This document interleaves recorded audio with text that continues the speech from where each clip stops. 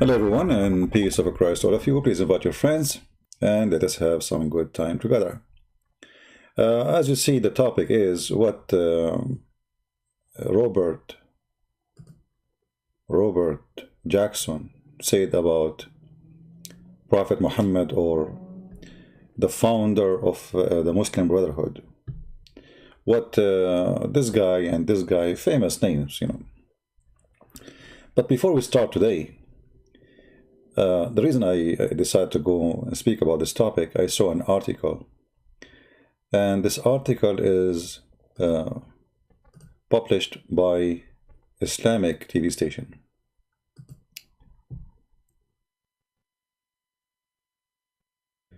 This is Al Arabiya TV, and this is a Saudi TV station.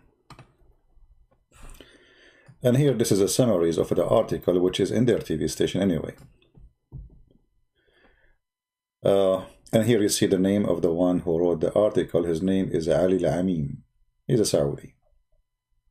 So this is not a Christian. We have nothing to do with it, in case Muslims want to make a fuzz and story about it. The article is speaking about a person. His name is Robert Jackson. Robert Jackson is a person who wrote stories, not stories, I mean tons of articles about an amazing person, an amazing religion, amazing organization. It's called the Muslim Brotherhood, and the founder of it. And then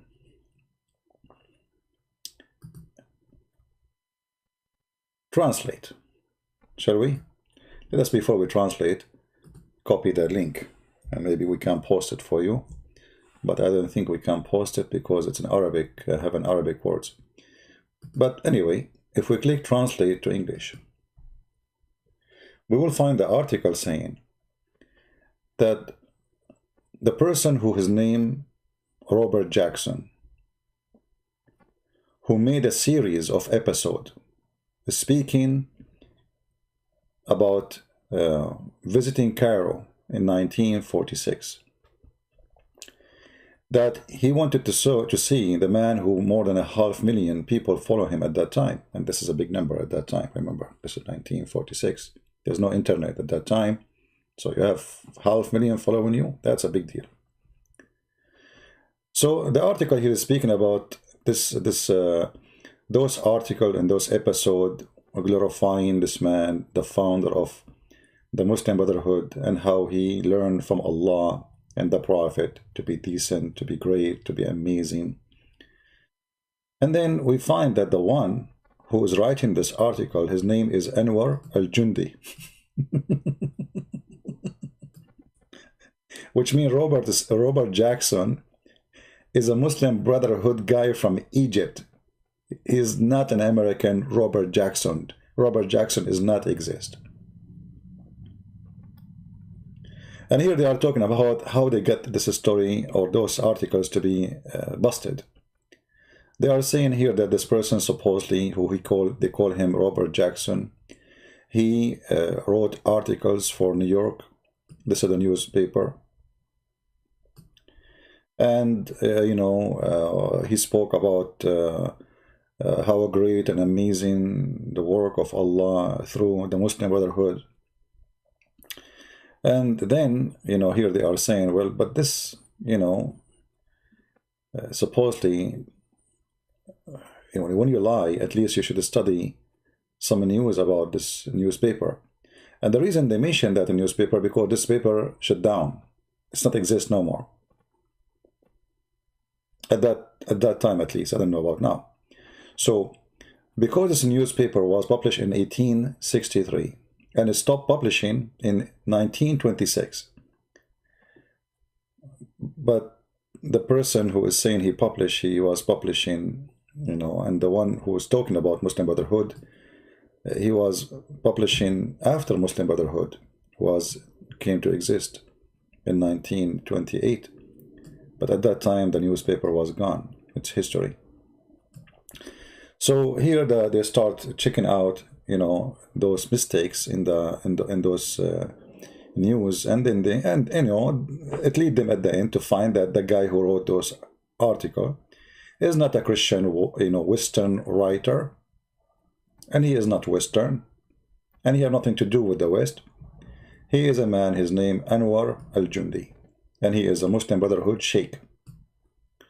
So from a sheikh terrorist to an American writer, and his name is Robert Jackson. Now we will go to a different topic. I'm just giving you an idea how those people, they are willing to make any kind of lies just to sponsor their propaganda. We heard the Muslims speaking about many big names, speaking highly about the Prophet of Allah, how amazing he is, the Prophet of Allah. And the Muslim, they quote for us that George Bernard Shaw, he said, be aware of false knowledge. It is more dangerous than ignorance. So George Bernard Shaw, he said that. Okay, I don't know if he said that, I'm not sure. But in the same time, they say to us that George Bernard Shaw, he said amazing things about Muhammad. And now we will show you some. I have always held the religion of Muhammad in high estimation because it is wonderfully, you can read it, I'm not going to read it. Now, and then you look down, you will find the quotation. The quotation is coming from a book, it's called The Genuine Islam, volume number 1.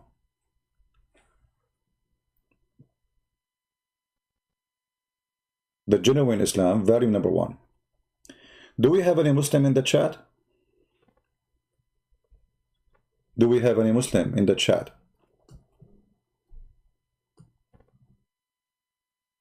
Who is a Muslim in the chat? He can help us. I want you, my friend, to show me where we can find the book. It's called The Genuine Islam. Who want to help us? Who is a Muslim here? He can help us. Either you Muslims, you are fabricating lies with no shame and you have no dignity, or this is true. Where we can find the book, it's called Genuine Islam, written by George Bernard Shaw. Remember, we have the name, we have the name of the book, we have the volume number, even there's volumes of it. It's not only like one book, it's volume number 1, volume number 2, volume number 3, it's volume number 1, brother. This is what? This is volume number 1. And then number 8, and it's published in 1936. No, sorry, November 8, I think. They mean here November 8, the publication date. Any Muslim can show us the book. It's called The Genuine Islam. Where we can find this book? You Muslims only. Is that the same as the? There's only one copy. It was in the hand of the Muslims, and then the Christian, they burned all the rest of the copies. Okay, what is your copy?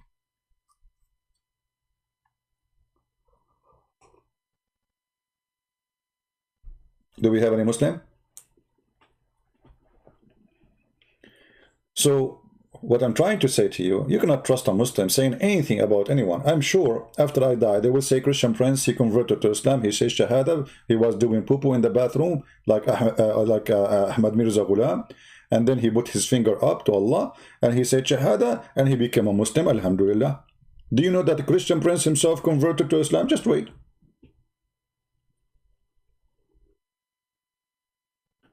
Where is your dignity?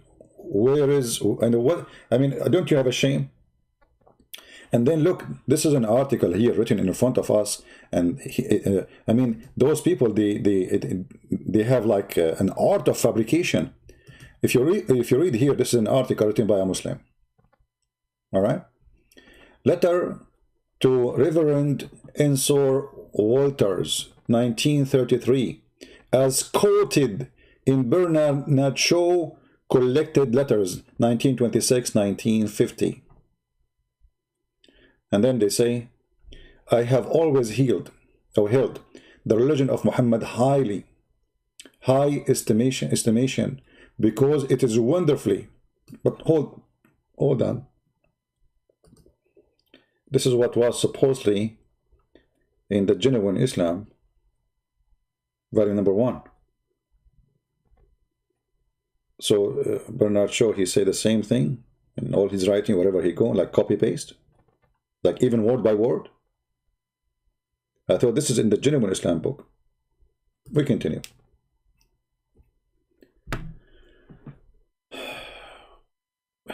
Okay, Muslims, who is going to show me this quotation in the letter which is sent to Reverend Ensor Walters?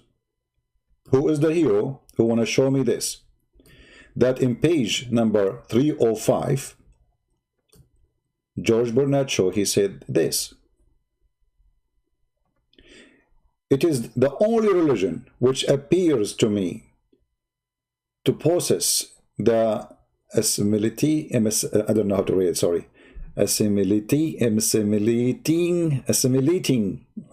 capability to change in the face of existence, which can make itself appeal to every age. Allahu Akbar. To every age, brother. In every age you will love to beat women. In every age you will love cutting head. I mean, this is the only religion appeal. Okay. And who said that? George Bernard Shaw. Muslims, where we can find this quotation?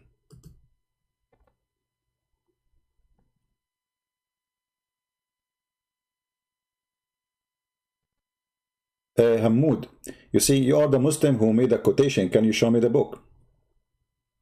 Don't answer me with the stupid things. Honestly, Hamoud, I have no time for stupidity. You are welcome to you know, to join us in the conversation. But if you have something to say, you have to. You made a quotation. Can you show me the book? It is you who's saying that your prophet, he said that in his book. Or this man, I mean, sorry, George Bernard Shaw. He said this words about your prophet. And look how amazing this guy, he must be a Muslim then.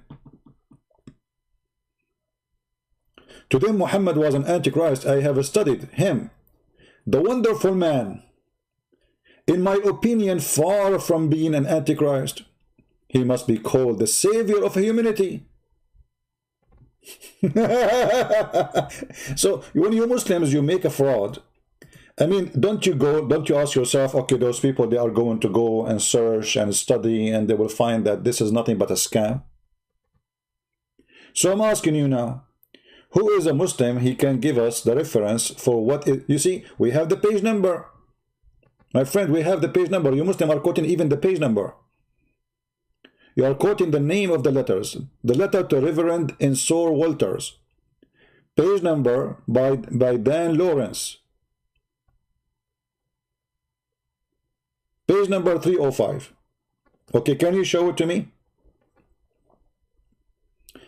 We have a brother who is an ex-Muslim from Morocco. He did search. He did a good search, actually. And, you know, you guys, you don't speak Arabic, the program in Arabic, sadly. But I will help you. This brother who is an ex-Muslim, he's a son of a sheikh from Morocco. He became a Christian, and now he is doing his best to bring people out of Islam.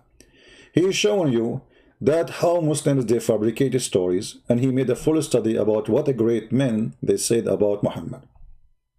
And you will not believe it what those great men they say about Muhammad.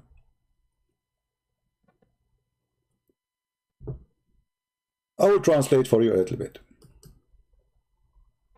لما بحثت عن the genuine Islam اللي بيستشهدوا بيه اعتقدت انه كتاب لبرنارد شو، طلع انه مش كتاب لبرنارد شو. ايه رأيكم؟ He's saying, first, you know, like when I, you know, like I searched, and I thought this is a book really for Bernard Shaw, so I searched for it, and then I found it's not. Okay. طلع انه مجلة إسلامية. It turned to be, it's a magazine, Islamic magazine. The first one who published this lie is an Islamic magazine. مجلة إسلامية وممكن تبحثوا عنه في نيويورك Public Library.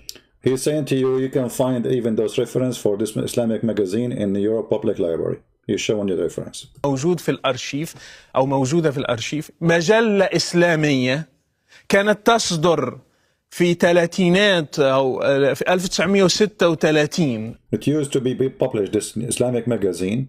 I think it's in Singapore. Actually, it says there Singapore. In 1936 something. It's a magazine, Muslim magazine. Somebody fabricated a lie And that's George Bernard Shaw, he said that. صدرت في سنغافور إلى حد 39 عن منظمة إسلامية اسمها International Union of Islamic Propaganda. Even the organization name, International Union of Islamic Propaganda. So this is the purpose of this organization, to make propaganda, false lies. And now everybody, if you go in the internet, you search Islam, George Bernard Shaw, everybody copying the same lie. One guy, he created a lie, the rest they follow. هي منظمة للبروباغندا الإسلامية أصلا. فعندما تطلب منهم المرجع يقولون لك genuine Islam. وإيه genuine؟ When you ask them what is the reference, they say to you genuine Islam. You said, okay, where is the reference for this? Where we can find this book? They say genuine Islam. Okay, where is genuine Islam? My argument, Hamoud, that your religion is sponsored by lies. If Islam is a good religion, you do not need to lie in order to make us believe that men, they say good things about Muhammad. No need to lie. الإسلام مجلة إسلامية للبروباغندا الإسلامية. وكأنك سمعت برنارد شو يقتبسونه في قناة الناس، ولما سألتهم ما هو مرجعكم من كلام برنارد شو قالوا لك قناة الرحمة. He's quoting, he's saying, the Muslims, you ask them who is the one who said, they say we heard this, from like this TV station. And who is this TV station? It's Islamic TV station. And you Islamic TV station, the second one, where you heard this, they keep going until they go, and at the end you find yourself, you are quoting Muslims. Now, I'm not going to play the whole thing. Let us move a little bit. What the great men they said about Islam. Listen carefully. عقد في اللاهوت في كل شيء. هنشوف عظماء ماذا قالوا عن الإسلام وعن We will see great names in history what they say about Islam. محمد. أولهم سأبدأ به هو عالم الرياضيات باسكال. Pascal, the French scientist, 1623 to 1662. What he said about Islam. العالم الفرنسي الذي عاش من 1623 إلى 1662. هو رياضي وفيزيائي ومخترع. He's a physician, he is a mathematic scientist, he is an inventor, he's a big deal. وواحد اللي أسس حساب الاحتمالات probability. هو واحد من اللي أسسوا لحساب الاحتمالات في الرياضيات. وكلنا لما He established many methods of mathematics, etc. درسنا الفيزياء درسنا شيء اسمه قانون باسكال. And when we study the physics, we study something called the law of Pascal. قانون باسكال في السوائل انه about liquids. ضغط في السوائل يكون متساوي في كل الجهات الى اخره. فقانون باسكال معروف في الفيزياء. So this is very famous, his studies is very famous. Let us go what he said about Muhammad. لي بونسي أو خواطر، واحد من الكتب المؤثرة لباسكال، وقال فيها كل ما يجول في ذهني بالنسبة للاهوت، بالنسبة للفلسفة. من بين الأشياء اللي قالها هو باسكالز ويجر، اللي هو رهان باسكال المعروف أنه وكمان مبني على الاحتمالات، لأن الرجل He's explaining now about what this guy he did. I want to go to the topic. Let us see if we can skip. We will know when he is in the topic, when he put what Pascal he put in the screen. So he is giving an introduction for this scientist because many Muslims maybe they've never heard of him. He's a big shot.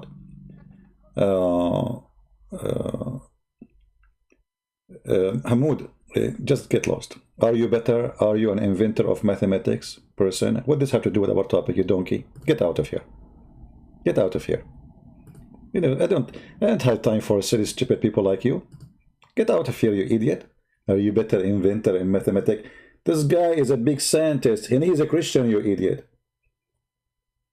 Is your prophet is an inventor of science? Go and see the chapter 4 about the women inheritance. You would die laughing. I challenge you to divide the inheritance of somebody he died. Are you better in mathematics? Why? Somebody told you I am claiming to be a mathematics scientist. What does this have to do with The guy he is quoting for you, what a great scientist he said about Muhammad, because you Muslim, you speak about great names, say things about your prophet. So what Pascal he said about the faithy Muhammad? Let us see. Yeah.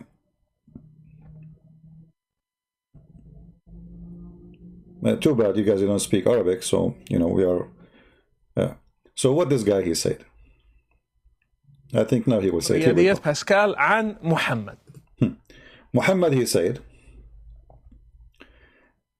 This Pascal he said, Muhammad he established his religion by killing his enemies, and the Messiah he established his by giving his followers to sacrifice their life for them.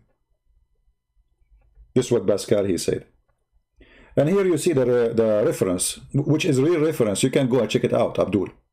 Not like genuine Islam. Thoughts in Religion and Philosophy, page number 126 for Pascal. Now I'm going to move forward and see another quotation. Okay. What else? Gustav Jung.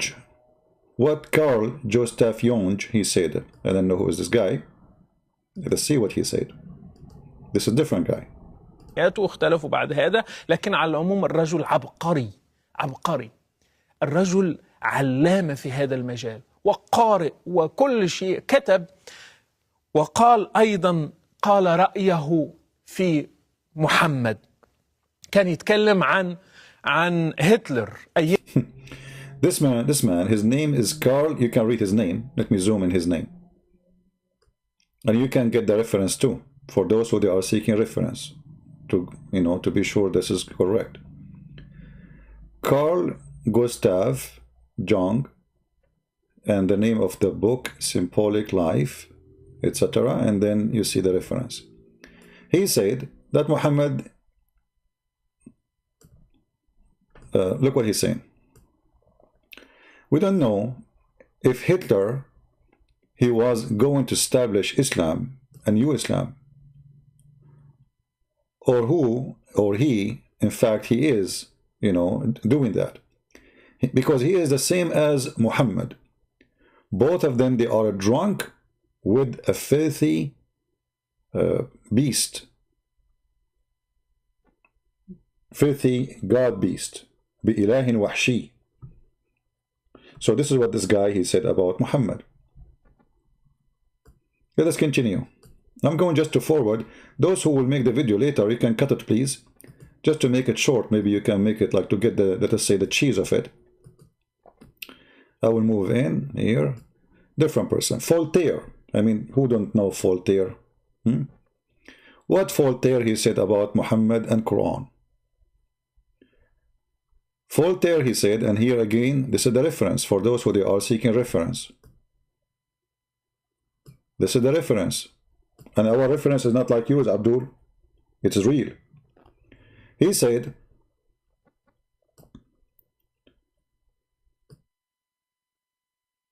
that Muhammad, he tried after making revolution by arm with his tribe, by making alliance with some bad people, or let us say miserable people, and he convinced them that he speak to the angel Jibreel, and he was proud that he went to the sky, and then he received partly this book which nobody understand, which every page of it will make your hair, like, you know, when you know, like when you see something ugly, you know, your hair, like, you know, stand up or something like that. I'm trying to translate the word. And then he said, and for the sake of this book, which means Muhammad book or Quran, he deliver his land, or his land delivered to him by iron, which mean and fire, which mean by war. And he cut the heads of the fathers. He kidnapped the girls, and he gave the choice for those who they are lost, either to convert to Islam or die. Who is the one said that? Voltaire. Voltaire. And this is the reference in front of your eyes.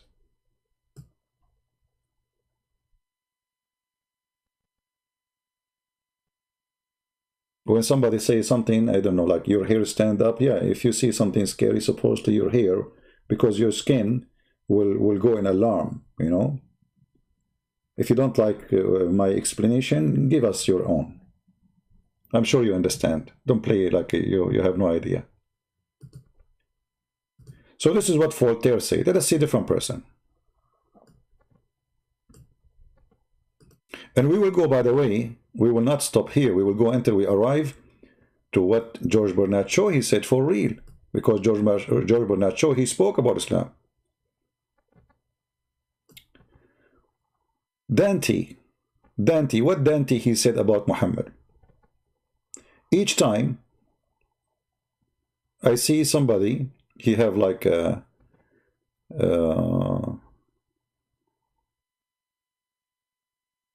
I don't know what he mean by the مشقوقا من الذقن.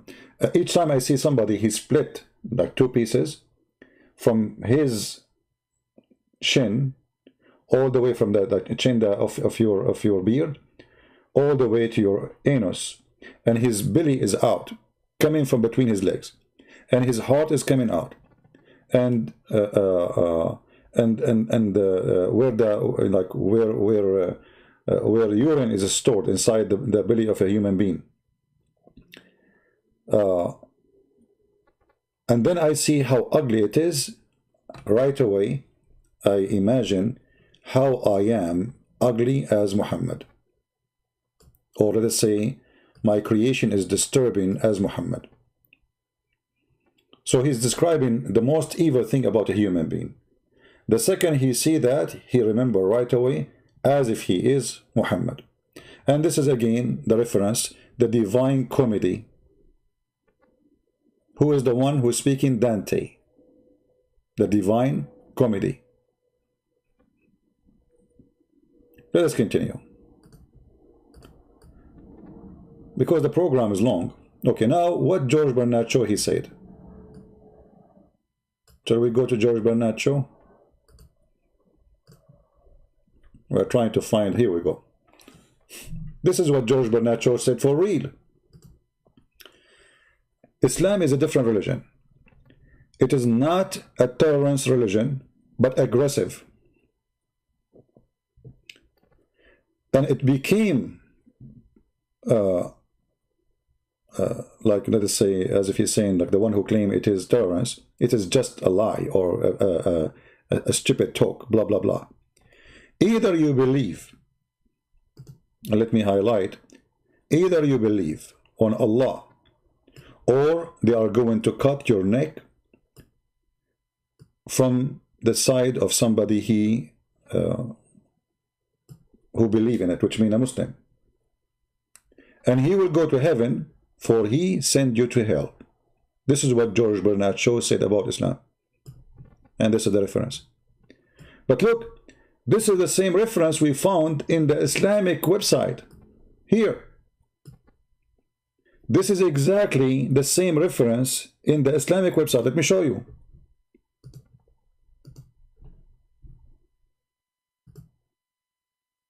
Take a look.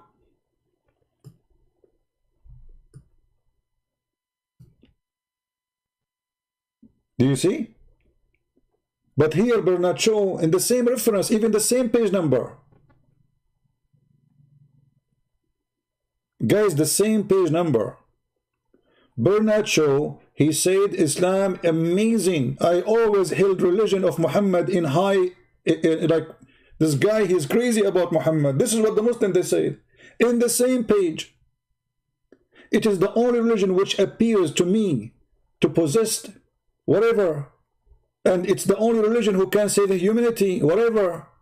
And Muhammad is not Antichrist, whatever. All of this in one page. I mean, actually, if you look at the quotation in one page, it's bigger than the page. If this is a quotation from the page, the quotation from the page is bigger than the page. And then we go and we find that the same page It's saying the opposite about Muhammad. That anyone who believes that Islam is tolerance, he is a liar. Islam is very aggressive, intolerance religion. Either you believe in Allah,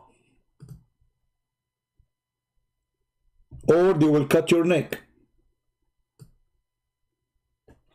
The same exact page.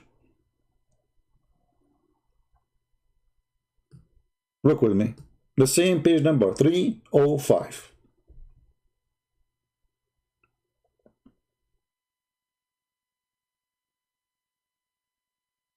So the same guy, he said Islam is wonderful, Muhammad is amazing. And the same guy, where we can find the quotation you are showing us?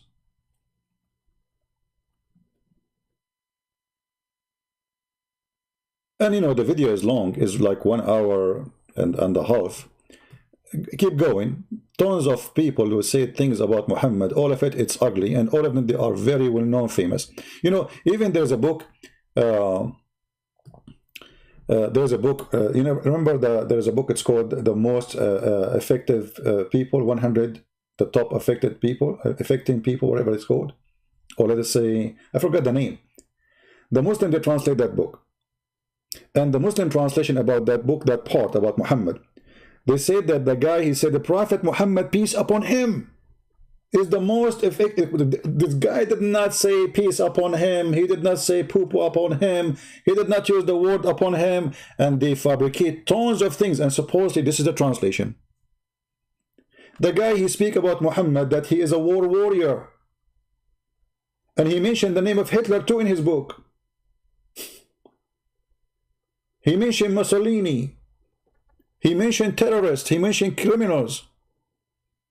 And he mentioned good ones. So when he mentioned Muhammad, he is the most influenced man. I think the word was influence. He's speaking about the influence of violence. In the translation, they spoke about him highly. When every person who is known in poetry, in knowledge, in science, speak very bad about Muhammad. And you know, let us say for the sake of argument, all those who they are famous, they spoke wrong about Muhammad. Or let us say the opposite. They spoke good about Muhammad. I don't care. Muhammad is evil.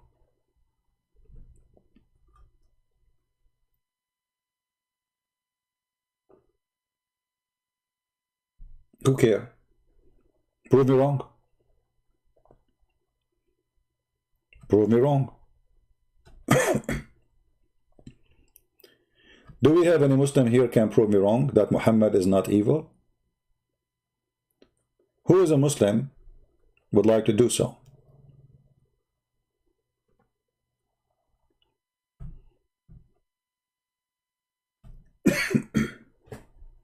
Anyone? So all those things they say is a lie. And as you see, they fabricate writers. They fabricate even writers. They are not even exist. This is the religion of a fraud. Their prophet was a fraud. And they practice a fraud with no shame.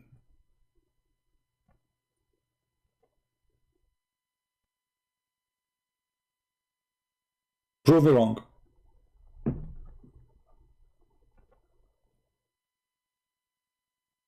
The question will be, why somebody he believe in Muhammad that he's a great man anyway? I mean, who cares if George Bernard Shaw said or he did not say? What that will do for you? I will tell you what you do.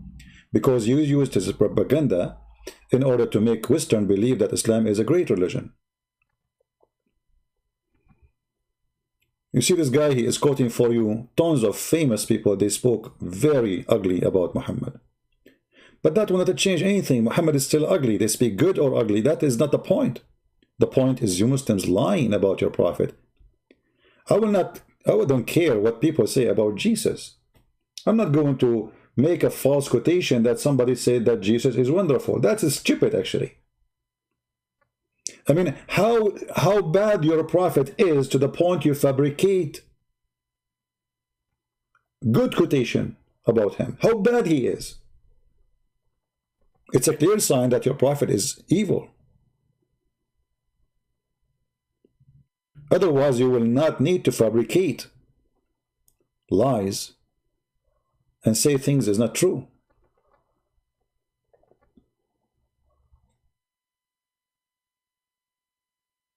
Yeah, and they say to you, Dr. Moore, do you know Dr. Moore? Dr. Moore, he says about the sperm. Dr. Moore, they invited him, they give him big check in Saudi Arabia. He did not even convert to Islam. Why Dr. Moore did not convert to Islam?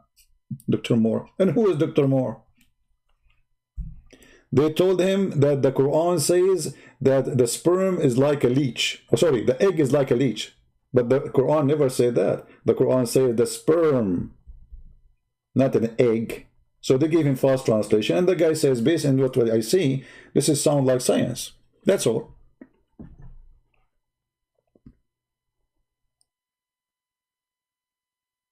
People who have a true God, they will not do what the Muslims do. Only when you are following a fraud man, his name is Muhammad, you do that. Taqiyya. So, the funny here, that we were showing you an article written by Saudi Arabia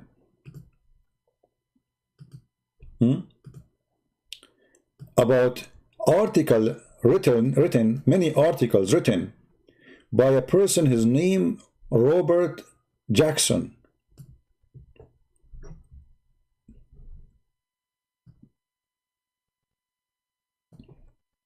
And then we find out that Robert Jackson is a sheikh, and his real name is Anwar Jundi.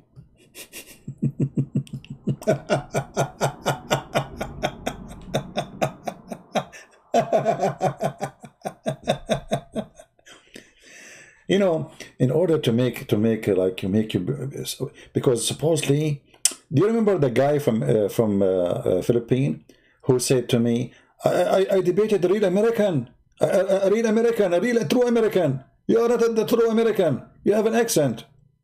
Do you remember? This potato nation, they knew deep inside them that they have no base. And they knew that the stupid ones around them, they worship the white man. There's a white man worship in many cultures. So if the white man, his name is Robert Jackson, said that Muhammad or Hassan al-Banna or those names are wonderful, that's amazing. Why they want to say that? Unless it's true. Why they want to say that? Why a Christian Western writer, he will say such a thing?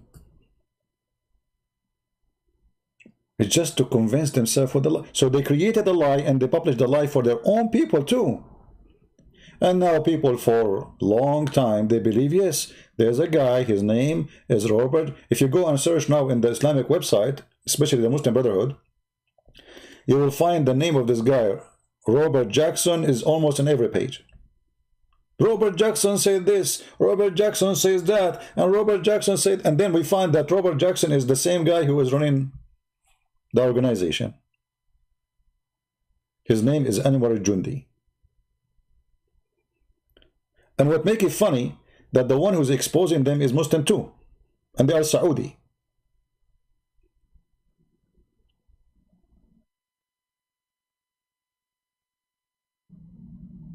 Tons of names are fabricated. They do not even exist.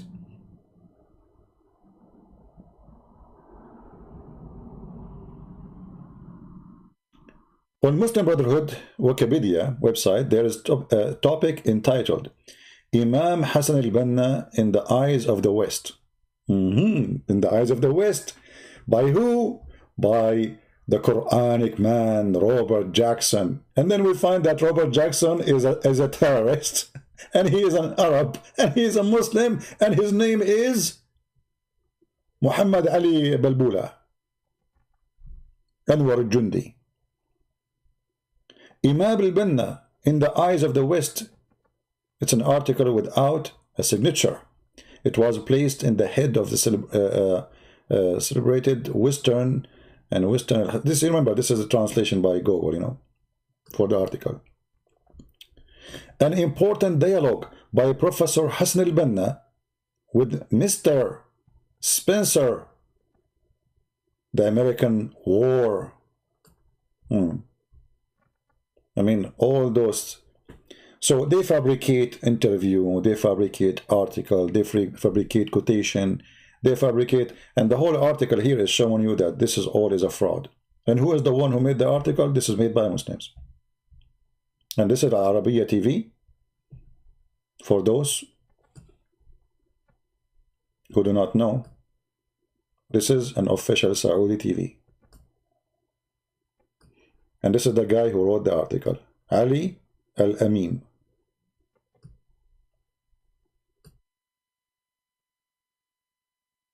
So why Muslims they do that? What you really gain from your, from those lies? Time will come and people will laugh at you and people will not trust you no more, will not believe you no more, even if you say the truth ever. Who is going to believe a Muslim quoting anything for us? And this is why I say always, never believe Islamic translation. Any translation you see made by Muslims, it's a fraud. Not only their article, even they are not decent to translate their Quran. If I take it right now, as an example, chapter 4, verse number 34. What the translation is saying? Read it. And I challenge any Muslim to tell me where who can point the words in Arabic and match them with the word in English. Because as long as translation, well, the same word should be there in Arabic. Can we find them? No. How come? Why the English translation? Where it says next, where it says lightly, where it says first, where it says strike, what? And beat them lightly.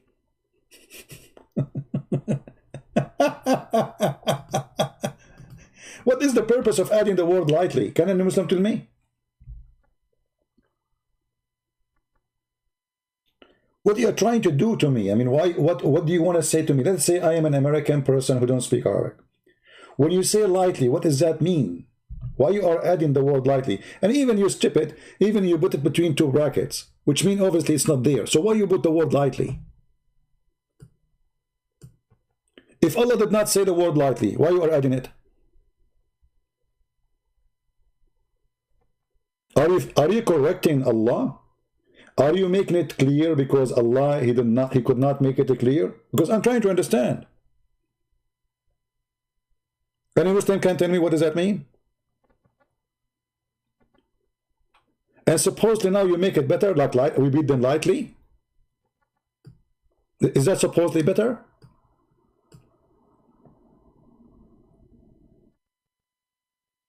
If you change the translation, this is Yusuf Ali, change the translator, you will find the word lightly became scourge them.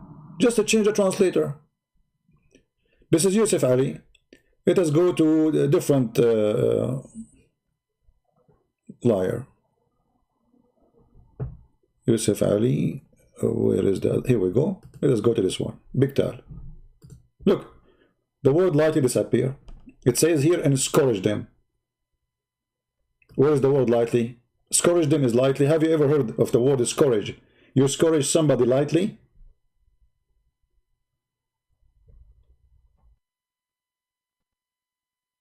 What happened?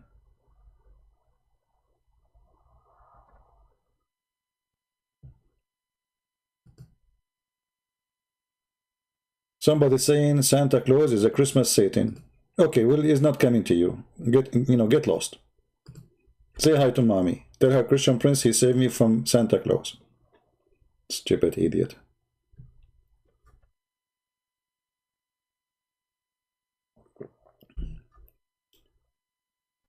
People are worried about Santa Claus who give gifts. They are not worried about a child molester Muhammad and his criminals.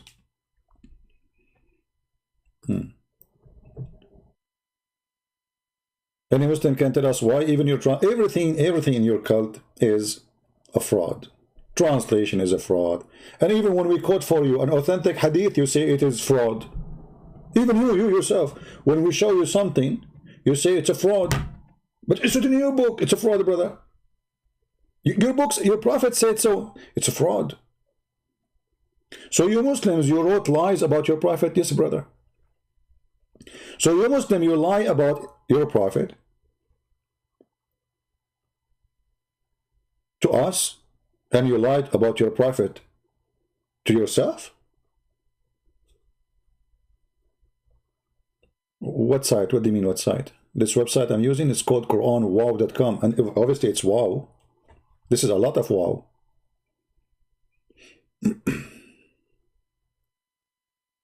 Right? Even they call it wow. Wow.com. When you read the Quran, you say wow. For sure, the Quran is wow, like sperm coming from the backbone. Women have a sperm coming from their ribs. You know, hail is coming from mountains in heaven. Allah, He placed mountains on the top of the earth as if it's a sheet, so she will not move the Mrs. Earth. You know, I mean, this is wow book.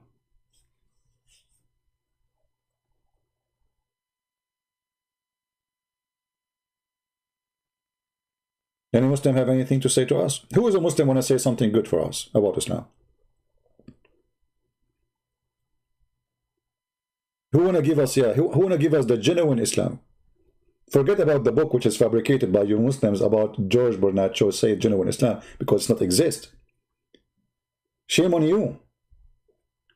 I mean, did even the liar who fabricated this lie think for a second, okay, people will go and search, but let me tell you what happened. At that time, there's no internet.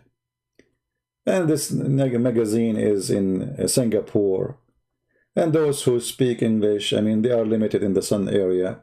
And how they will know that George Bernard Shaw did not even write such a book? It's going to take 100 years before they find out. Okay, no problem. It took us 100 years. Until the internet came, and then we reached to us that your lie came to us.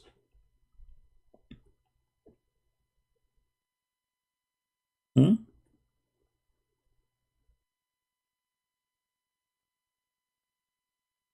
Do we have any Muslim want to tell us about the genuine Islam? Any genuine Islam you want. From the Quran, from the Hadith. Something good. Anyone?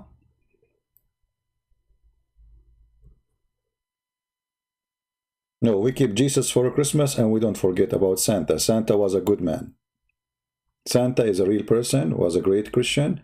And I wish that all of us, we can do what this guy did. You should be proud about Santa Claus. He was a real man. He's not a fiction. Stop being silly. Do we have any Muslim want to tell us something genuine about his prophet, which is make him good? Anyone?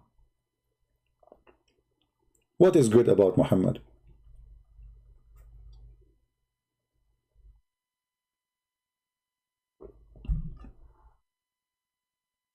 Not a single Muslim want to tell us something good?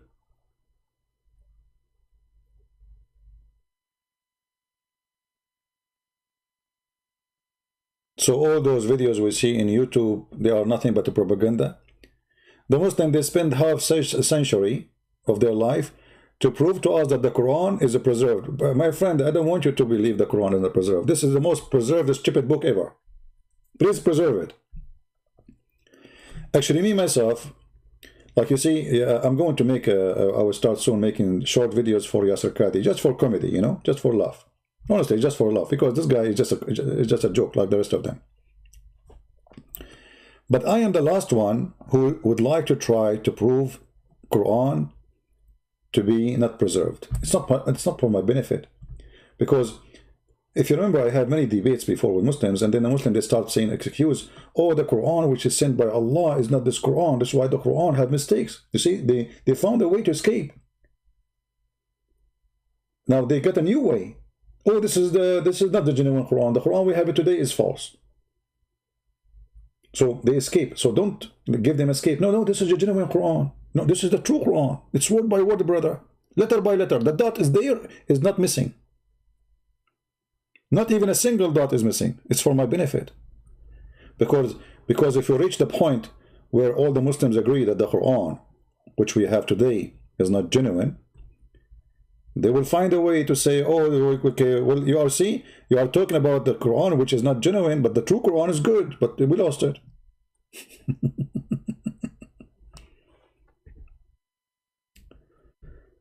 Right? So do we have any Muslim want to tell us something about the genuine Quran?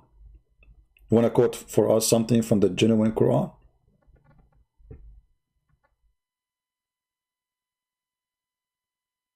You know, and you know, Islam teaches us that Islam is an international religion. And when you ask them what does that mean, they say Islam is for everybody. Okay, is that for monkeys too? They say yes.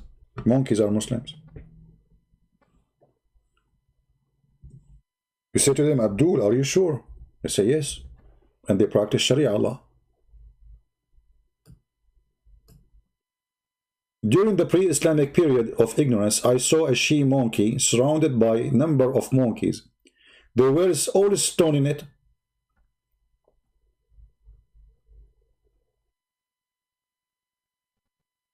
I mean, what do you want more? And this is Sahih Bukhari. And he continues saying, they were all stoning it because it had committed illegal sexual intercourse. And I too, I mean, look at this guy lie. This guy is so good in lying. I too stoned it along with them. Like he heard the monkey saying, Allahu Akbar in the, in the monkey language. So he joined them. And this monkey, this filthy female monkey, she was cheating her. If you have my book, actually, Sex and Allah, you will find the whole story, because here it doesn't show the story. The story is that this monkey, female monkey, her husband, Mr. Chimpanzee, was sleeping over her arm. And then she saw a handsome monkey from behind a tree. And he, and you know, like he talked to her, you know, like he blinked his eye. Actually, it says there. And then she took her arm slowly from under the head of her husband. Be watch careful, guys. When you sleep next to your wife, don't trust your wife putting her arm underneath of you. No, by handcuffs. She would do the same as what this look like. This is what the females do. I mean, monkeys, not monkeys, even chickens, they do that. You can't trust them. So she took her arm slowly from under his head, and she went behind the tree, and they did boom boom. And then, alhamdulillah, she came back, and then she put her hand under the head of the chimpanzee. But Mr. Chimpanzee, he started sniffing. This is why you men, you should sniff. I'm telling you, you better go back to the sniffing time. Sniff her. So he started sniffing his filthy wife. She's beautiful, by the way. I mean, she have really good features. We have to be honest here, you know. So he started sniffing her, and he sniffed a sperm, semen. So he starts screaming, Takbir, Allahu Akbar, Takbir, Allahu Akbar. And all the monkeys, they came from everywhere. And they start looking for he said, my wife, you know, translation, the wife is cheating, you know. And then, like, the monkey, they start, like, they publish a picture, they put her in the tree. Now, this is my edition, not the story. Because Muslim, they will say, see, he's lying now. He's lying. The story doesn't say picture. It doesn't say wanted. Hello. He's lying. You know, they get me busted, supposedly. So they make a post for her. She had a picture with lipstick, and she is wanted. And then, you know, they got her, by the way, what is the guy who was sleeping with her? You got the female only? I think the guy who was driving, like, you know, an American car or something. How come you get only the girl? Where's the guy? So, brother and sister, if this guy, he go to the Philippines, he will think those Filipino monkeys are having illegal intercourse every day because they throw coconut at each other. You know, monkeys, brother, look, I practice Sharia law. This is Islam. This is your religion. I mean, how stupid you are. Like the Muslim, they say to us, Sahih al-Bukhari, he is a big imam. How stupid this Bukhari is to write even such a story, to accept such a story to be in the book. Be honest with you, Muslim. How stupid, like imagine, okay, you know what? I am a sheikh, big scholar, and I heard this story. How in the world I approve such a story to be in a book about Muhammad and about my religion? I mean, what is the purpose of this one? Because they believe in it. It's true story. It's true. I assure you actually that every single female monkey these days, in the old days they used to be good, by the way, because there's no TV stations and those things, you know, internet, Facebook and this garbage, you know. In the old days the monkeys were conservative. So this was a bad female monkey, not like these days, you know. Female monkeys, you go to the zoo, they are jumping all over the place. They are even wearing clothes. You can see their butt. No shame, you know. Stop this time. In the time of the Prophet, brother, they used to be very decent. And this female here, she don't present the monkeys at that time. She don't present. She is just a bad monkey. You know, the rest of the female monkey, they were wearing hijab and wearing burqa, and they pray to Allah, and they follow the Quran. Actually, I can show you a verse from the Quran. It says that even animals, they worship Allah and they preserve the book. Who want to challenge me? Who is a Muslim want to challenge me about that?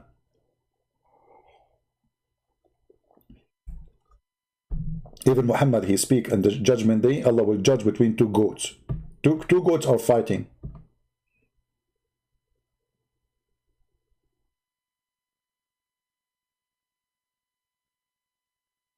Any Muhammadan? So you fabricate lies. George Bernard Shaw say this. George Fasho says that. You know, we know this is all is a garbage. You Muslim, not you Muslim yourself, you know Islam is a garbage. That's why you don't want it. Why Muslims in Tunisia don't want Islam? Why you don't have Sharia? All of us, we knew Islam does not exist unless you practice Sharia. So to say it's an Islamic state, but yet there's no Sharia, it's a fake state. Why you don't have Sharia in Algeria, Morocco, Egypt, Libya, Syria, Iraq? Erdogan, the biggest fraud in the history, who keeps speaking, reading Quran, claiming that he is the caliphate, but yet the casinos are open, nightclubs are open, prostitution is doing great. But now, sadly, because of Corona, you know, Erdogan is going bankrupt. They ask the highest minister of Erdogan for religion, the Mufti of Turkey, about why Erdogan don't close those nightclubs. He said to them, those nightclubs are paying for your salary. This is the truth. Those nightclubs are paying for your salary.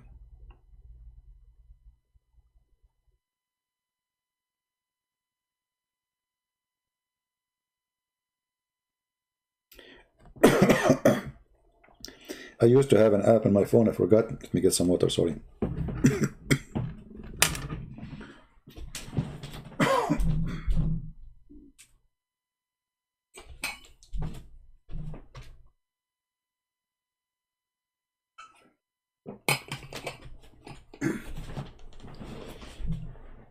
I forgot the name of the app, but they told me like there is a group, you know, Muslim groups there, so maybe you can make some posts there. So I downloaded it, and they told me there's they told me this guy. Remember this guy who had like girls dancing with him, the sheikh? Let me refresh your memory.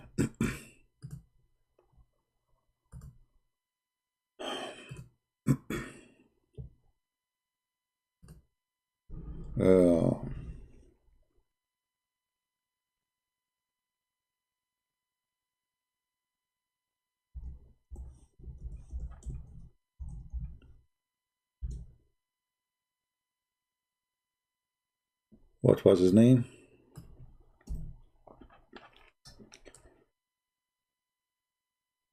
Rune. I forgot the name of the real name.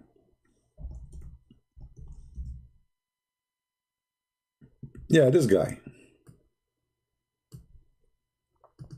You remember him?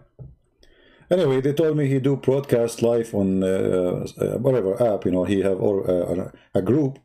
So I did download the app, and then I changed the name of the country, and I put Turkey. And guys, oh guys, I mean, there's nothing there but women who they are naked. Call this number. All kind of service. This guy, you know, if you have my first book, by the way, I have his name there. You will find in the beginning, I'm speaking about him. Why? Because he is the first one who come with the propaganda that's there's science in the Quran. This is the first guy. If you remember, there's what his name? A guy who supposedly converted to Islam. His name is Yusuf Estate. His wife, she called him useless, as he said. He said, I was going to do lecturer, and then I want something really convincing. And then a brother, he gave me a book to read, and it was perfect time to use it in the conference. It was about, from this guy, Adnan Oktar, or he called himself Harun Yahya, and it was an amazing book. This is the guy who started the scam, Adnan Oktar. And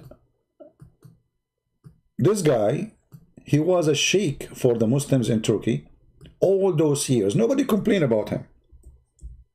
Nobody said one negative word about him.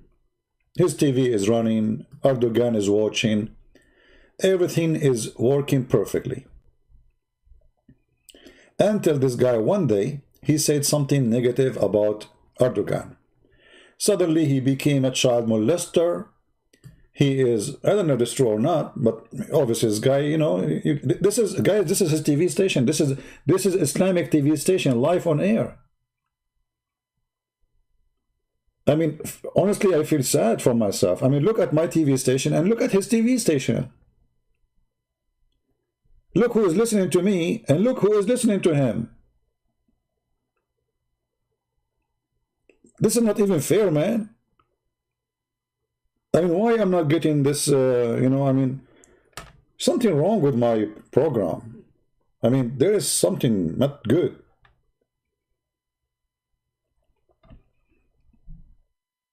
And look, look how many iPad, look how big the iPad he have, the biggest ones.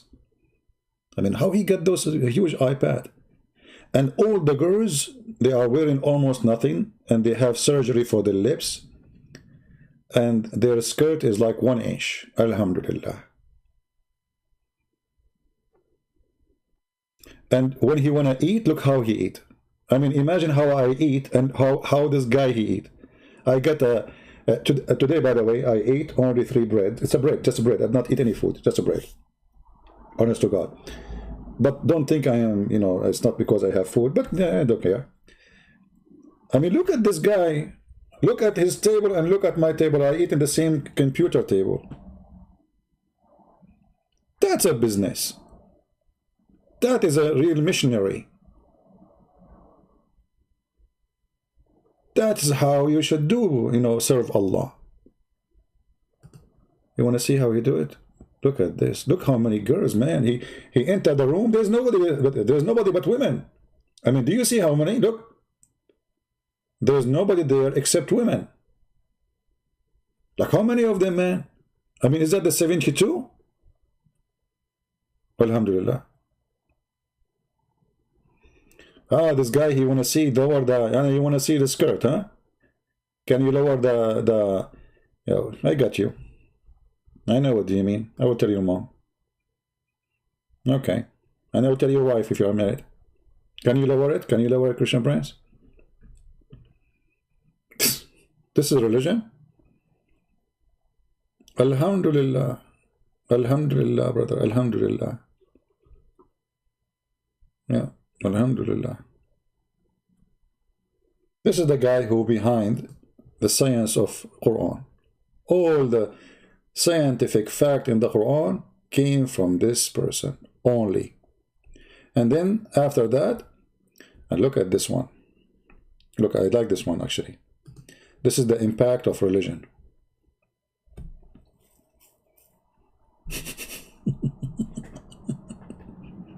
Subhanallah. I cannot say anything more than Subhanallah. Alhamdulillah. And look, he was able, look, there's a transformation happening. See, she did wear the hijab. Finally. Allah, he touched her chest, I mean her heart, sorry. And now she is wearing hijab. I mean, what do you want more?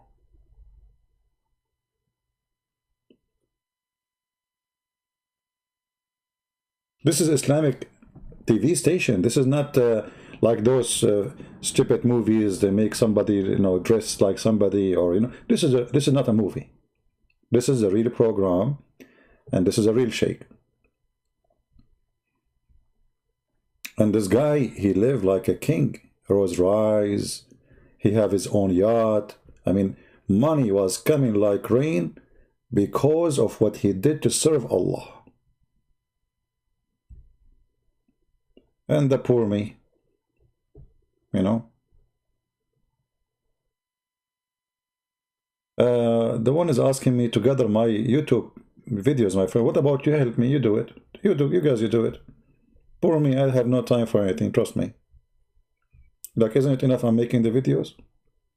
You want me to go and collect my videos? I have thousands.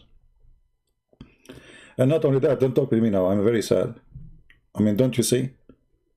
Look at the dudes around me and look at the dudes around him. Those are dudes, supposedly. I mean, life is not fair. Look at this. Do you think I can open a channel, like a da'wah channel in Turkey? Do you think Erdogan will give me a license? I'm thinking about it. I will go there, open a TV station like this, you know, and then invite the followers of Allah, females only, and we make it simple, you know. You have to be blonde, and your skirt must be long, you know, long, very long. It have to be like 2-inch maximum, and you are good in dancing. And look at the lips. I mean, what happened to their lips? Like, did this woman, she fell from that 7th floor over her lips? Obviously, all of them they have surgeries, breast surgeries, fake eyelashes, fake lips, fake face, everything.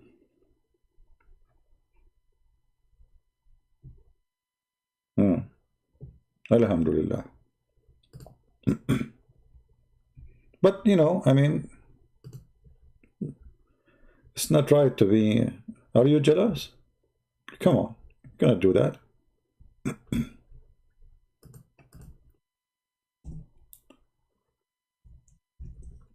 This is the one who's behind the Quranic science. And by the way, all Muslims, they copy his work, and nobody have a problem with him. Can you believe it? Imagine if it's me, let us say, dancing in a wedding party, just wedding party, nothing, I mean, nothing, not like this, you know, like somebody invite me to a wedding party and the Muslim, they have a video, I'm dancing, they will make a scandal about it. And look how he sat in the table and he is staring.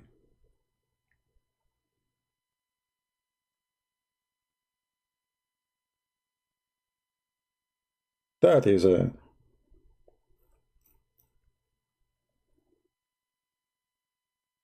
Have your channel suffered strike? My friend, this is not my channel. This is one of them. Don't you see I have only 36,000? This is just one of many channels I have as a backup because we keep getting strikes. Alhamdulillah. And you know, by the way, when the teaching of Allah touch you, you get, I mean, the reason those girls, their clothes is short, because it's the heat of belief. You know, you feel hot. I mean, the more hot you get, the more clothes you take off. I mean, here they are, obviously, there are things that's getting really hot. I think he was reading the chapter of An-Nikah for them. You know, the chapter above the heaven. Boom, boom. Look at this. If you want to play those videos, you will go crazy. Live on TV. This guy, all of this, by the way, is taken from his live program. Actually, let me see which one is his official one. Maybe this one.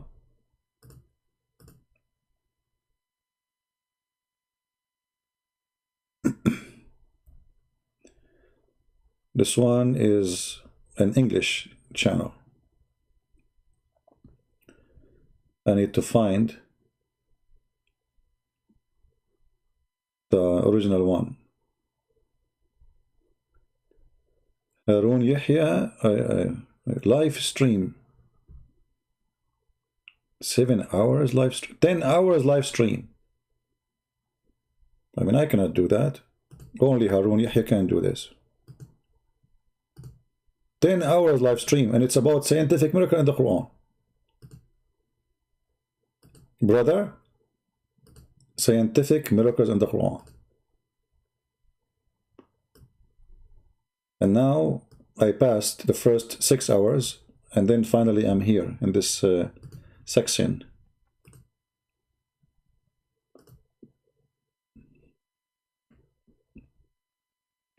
See, they go and they do interview, but go back now to science. Here, geology. I mean, this guy, he left his fingerprint on the Islamic world. All the garbage of Islamic science is coming from like biology, history, science. All of it is in the Quran. Alhamdulillah. Yeah. Anyway.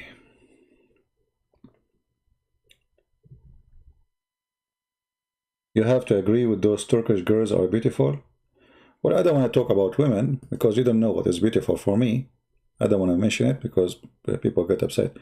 But for me, any woman she is fake is not beautiful. Doesn't matter who. Anyone who put tons of makeup, do some, surgeries, even if they are just makeup, she don't look beautiful for me.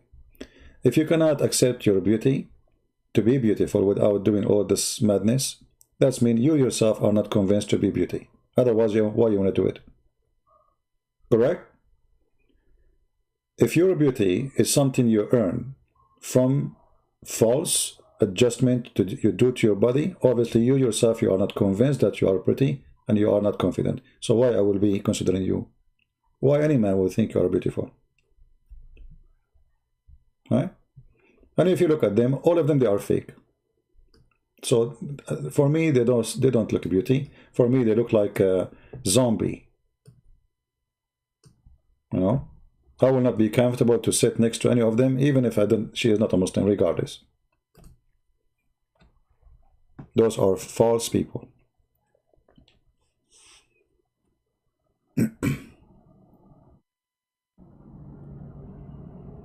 No, I mean, it's not about natural only. I mean, if you start doing things to yourself, obviously you yourself are not convinced that you look good.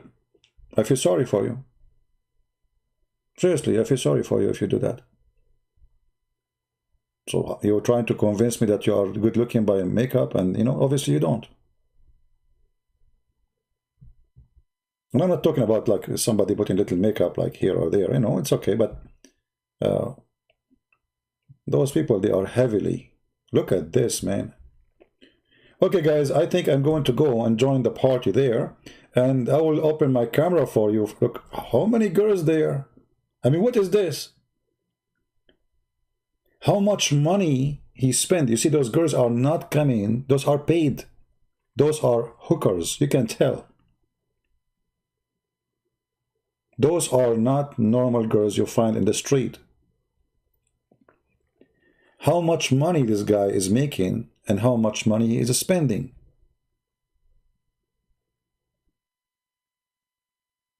And look, if I can get those girls here in my program, look, I have only 498 people watching. Oh boy. What I will tell my grandma. I have only 5. Look, now it's getting higher because we put the pictures here. The number is increasing. Yeah. Soon we will be 600.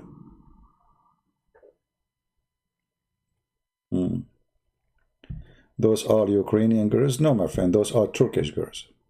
And all of them, they speak Turkish and they interview them, they speak to them. Where are you from, Mr.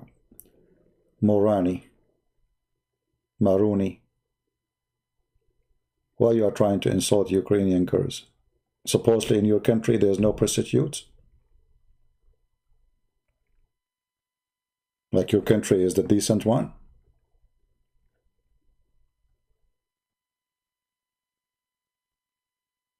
Anyway, I better change, otherwise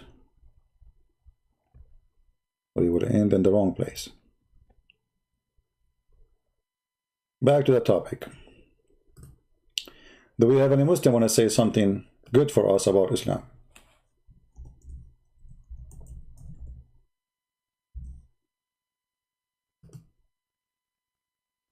Anyone?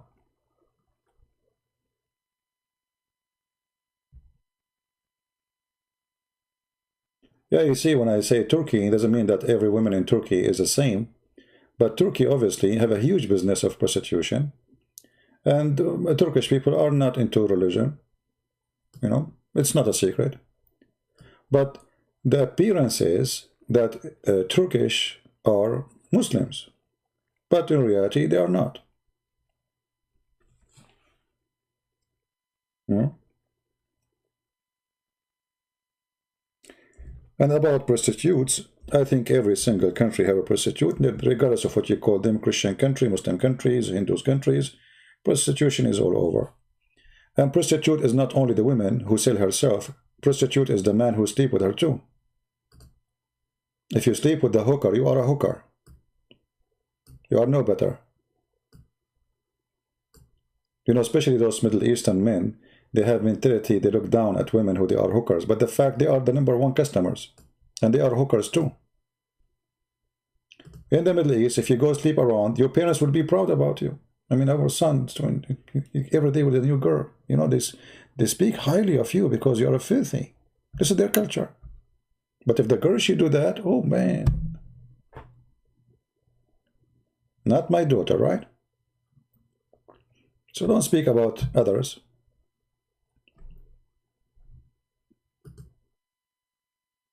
Just look under your table. Anyway, do we have any Muslim here? Want to say anything?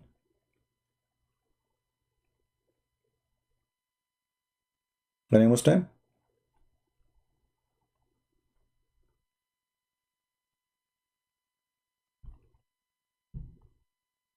Any smart one?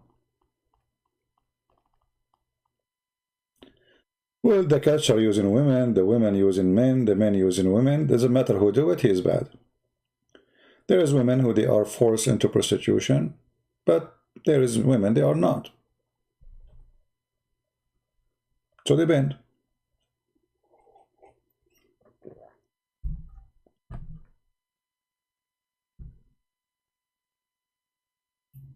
Well, Turkey is the biggest country for Muta.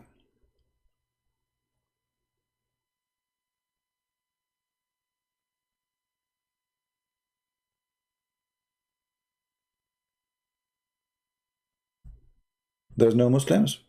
Are we out of them?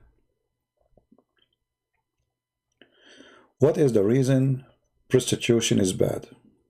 Okay, donkey. I mean, donkey monkey. This is your name? No problem, my friend.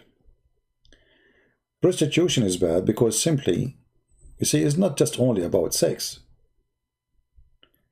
It's about you going low. Going very low. There's millions of jobs and profession to earn money from. You are bankrupt to the point you could not find something to do except sex. That is what is bad. Additional to that, the one you sleep with, obviously he is a filthy person too. Because if he is a good man, he will not do it. So you are not doing business with good people, you are doing business with filthy people. Cheaters, criminals, liars, all kind of men. And a man who respects himself, he will not pay a woman to sleep with him.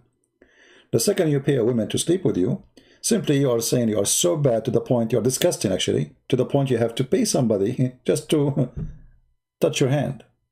This is how bad you are. It's an insult to the man. It's an insult to the women. So I believe the one who practices prostitution is both men and women, because women, she cannot be prostitute alone. She needs a man prostitute. Doesn't matter who got paid. If you are the one who pay or you are the one who receive the payment, both of you are prostitute. I know some men will be upset from me because they do that. Oh, who cares? This is the truth. Garbage in, garbage out.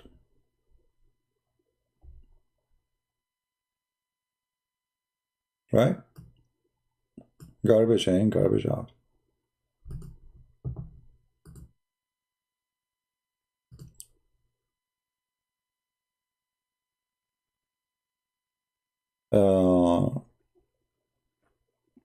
Do you think it's about trying to trade sex for love is missing? What love, my friend? First of all, you know, the second you are doing sex business, you don't believe in love.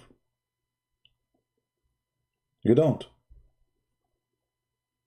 You are anti-love, and you will lose it, actually. You cannot love anyone after that, if you are a person who do business of sex, because you have millions of images of men and women you sleep with.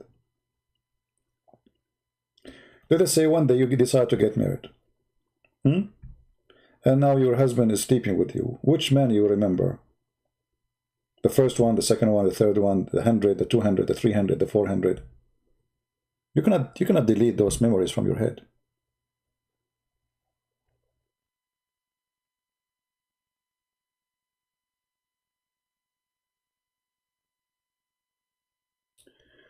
I accept when I say I disagree with you regarding Turkey. Now, my friend, I can show you right now, tens of thousands in Istanbul, the majority of people of Istanbul is against Islam.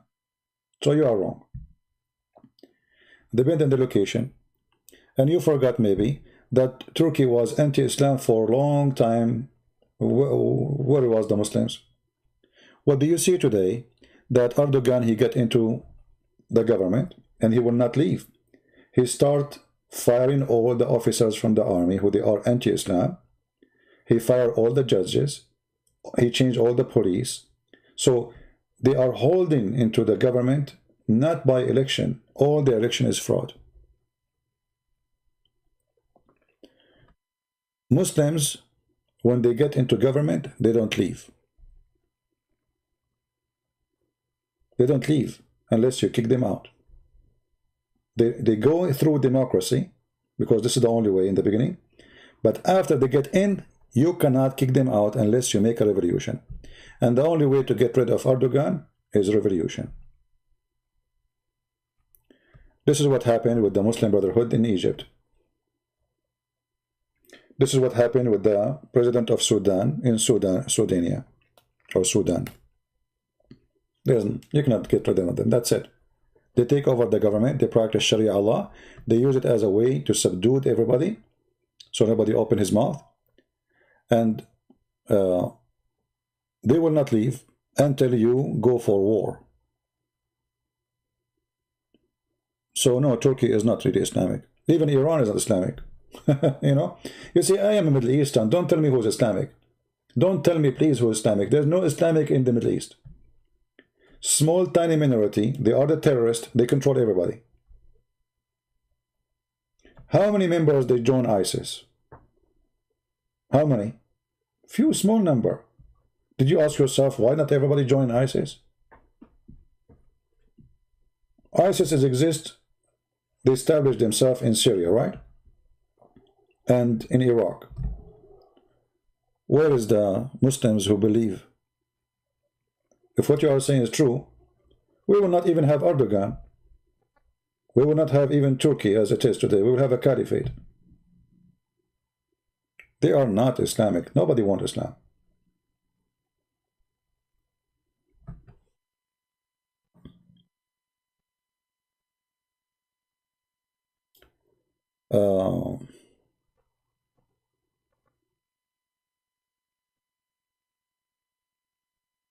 Yeah, and you know, Western government, they use Islamic or Islamist for their agenda.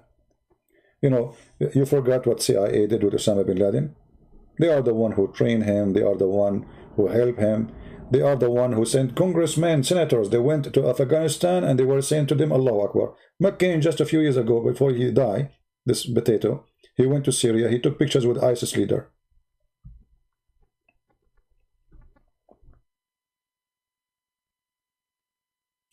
The West is in the bed with the terrorists. This is the truth. They sponsor them. They support them. Obama, he gave $600 million from your money as an American citizen to ISIS. And that is the excuse to sponsor democracy. Have you ever heard of American sponsoring democracy anywhere? Where? Which country? Do we sponsor democracy in Turkey? Look what Turkish are doing. Trump, he did not put sanctions in Erdogan. He waited all 4 years before he go. He put sanctions in Erdogan because he's stopping the agreement between Qatar and Israel. That's what he cared for. 4 years, he did not put sanctions in Turkey. He threat. He go blind about Turkey. Turkish killing Christians, Turkish killing the Kurdish, Turkish taking churches, making them convert them to mosque. He don't see it. He never heard of it. He's a potato. I remember I voted for Trump, but he's a potato. He's a coward.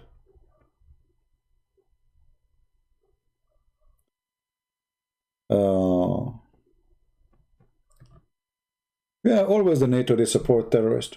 Always, always, never stop. And they will never stop doing that. It's for their benefit to have the terrorist. You know, in the Middle East, we have a guy, his name is Jiha, or Juha. He's a comedy guy, you know, supposedly he was exist in the history.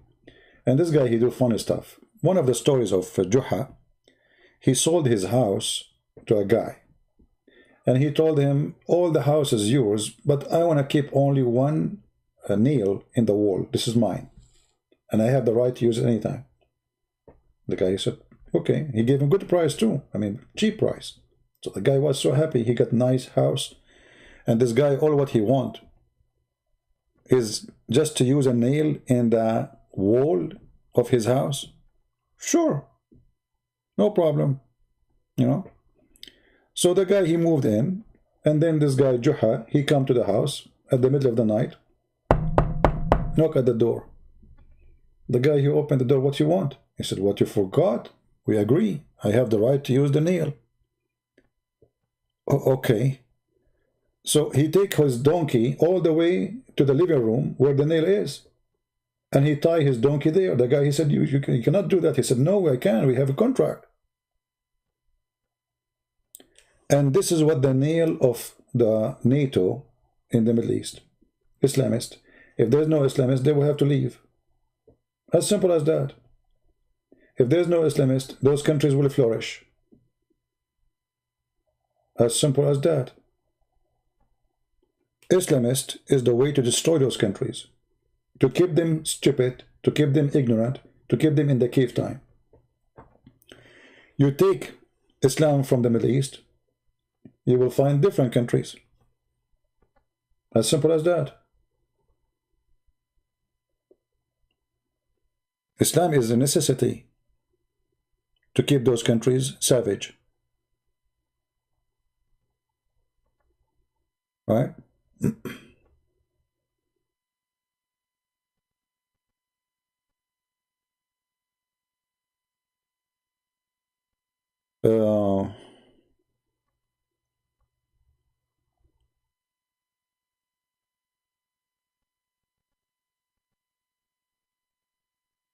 Yeah, I mean, all things, whatever happened, like, you know, the Turkish attack Armenia, killing thousands of their young men, taking their land, humiliating them. Trump is watching.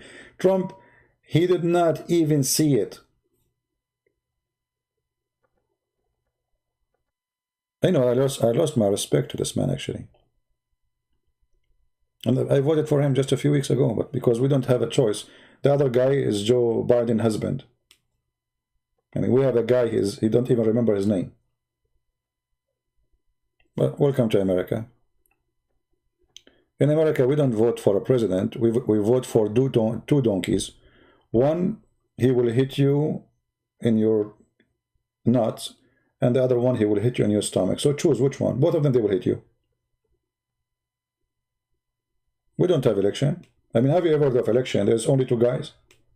That's it from all America, because there's two party.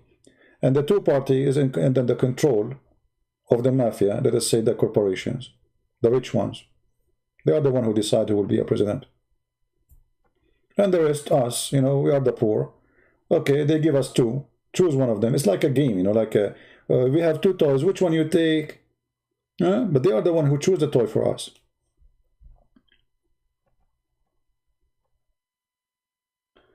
Sharia law mean practicing what Muhammad he said for everything, for the way the capital punishment, marriage, inheritance, anything about life, you know, a man he do, like, you know, what the law do in every country. And instead of normal law, civil law, you have Sharia law, which means according to Islam. This is what Sharia means. Sharia is what Allah he made lawful.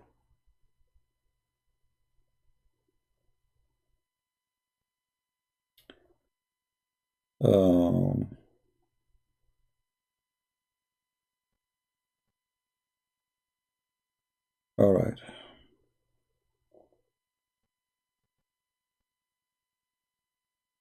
Do we have any serious question? Do we have any Muslim here?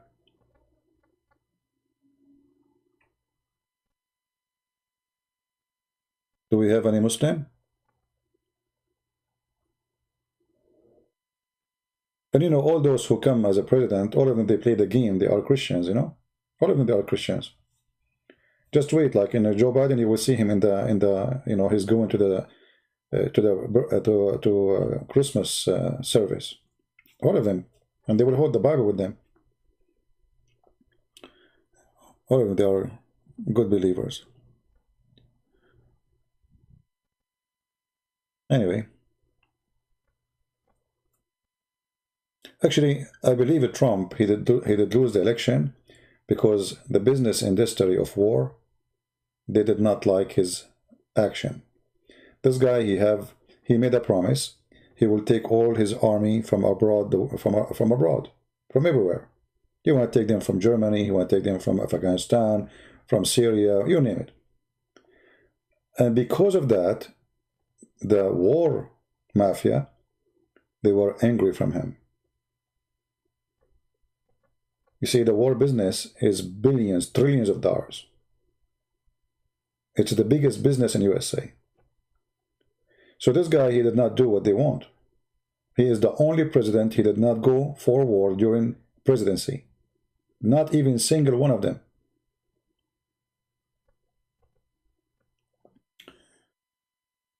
Could you do topic in Sufism in order to open eyes of Sub-Saharan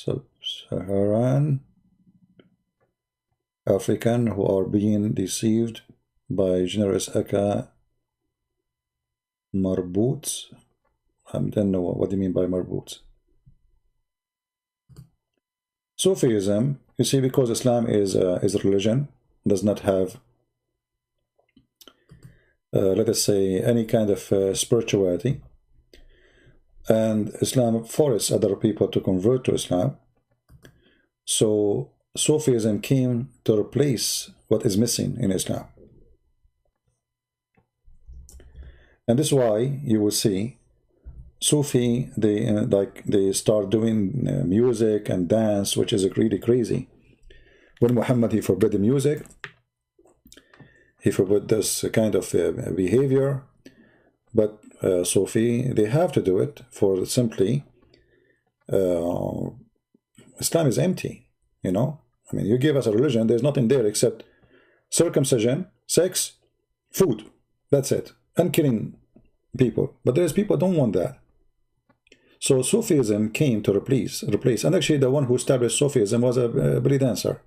She was a hooker herself.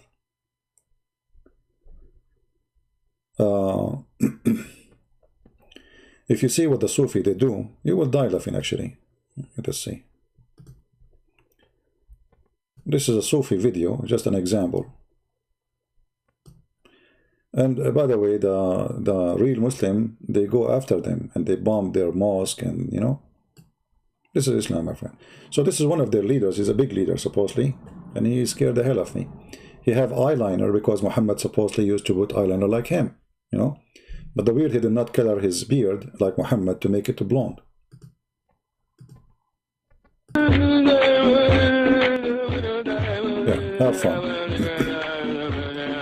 So now he's sitting, and they start dancing in front of him. Oh. Yeah. This is Sufism. What is this?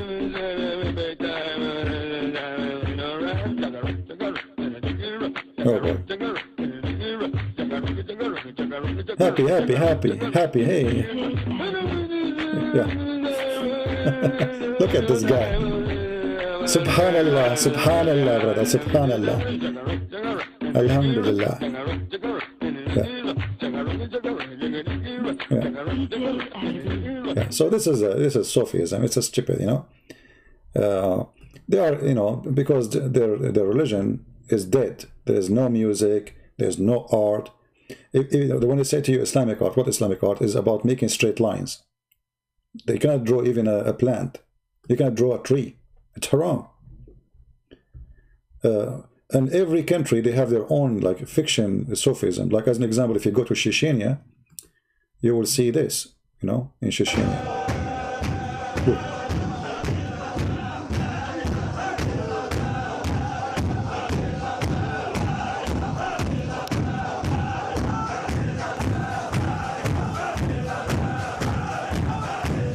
By the way, the Turkish are Sufi too. Turkish are Sufi, those are Sufi. They are terrorists too. But Sufis have nothing to do with Islam. You know, look at this. A bunch of crazy bears going crazy. I don't know if you like to be their neighbor.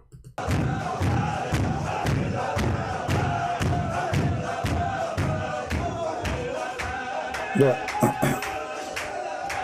It's like, you know, the ants, when the ants, they go around, you know, when the ants, they go around, like around something, and I don't know why the ants do it, but look at this, and what is this, you know? And then they start running, and they start jumping, and then they slow down, and they start hitting down. And look at this, what is this? You tell me, yeah, you know? And then they are so close to each other, and they suddenly, one of them, he stopped, they stop. You know, the leader, he stopped, like, you know, and look now. What is this?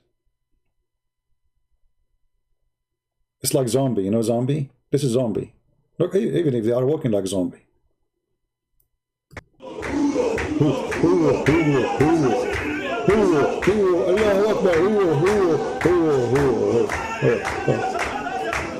And right away you feel that there's no peace in this cult. It's evil. The screaming, the etc. You know? What is this? In Turkey, they come with a new way of Sufism, you know, which is the dance. Those guys, they go around themselves, you know. They go around themselves, if you remember them. This is another form of Sufi dance. And the funny, even some filthy, coward Christian priest, they invite them to dance in a church. You believe it?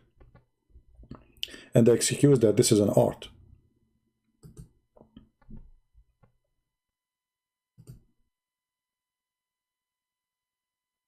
Look at this. Yeah, shake it or break it. Yeah. This is the start, you know, and then the dance will start, the music will start, and yeah, look at this. What is it? It's like being hypnotized, you know, like just losing yourself, be crazy. But all of this have a reason, because Islam is anti-music. Islam is empty. There's no spiritual. Those people, they've been forced to convert to Islam and trying to replace what is missing with something. What Muhammad said about the music? Let us see. The one who practices music, Allah will make him a monkey.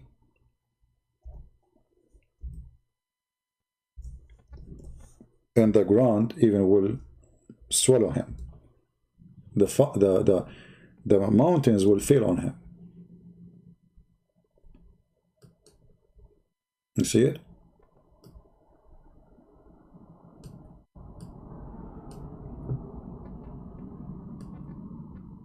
But if you ask Muslims how many Muslims there is in this earth, they will count the Sufi, because Sufi is Turkey. All of Turkey is Sufi. Mostly 90, maybe 90% of the Muslims in Turkey are Sufi, if not more. You know, you go to Azerbaijan, you know, they are Shia. They count them. You go to Iran, they count them, but they are Shia. But if you ask a Muslim Sunni, is Shia Muslim? They will say no. Is the Sufi Muslim? They will say no. Is the Ahmadiyya Muslim? They will say no. But you ask them how many Muslims, they count all of them. You know what I mean? You ask them how many Muslims there's in the world, they will say to you, like the number now, every 2 weeks they have given you a number, 1.6. Now they will say 1.28. In 2 weeks from now, they will say 2 billions. Just wait. By the next year, they will say we are 3 billions.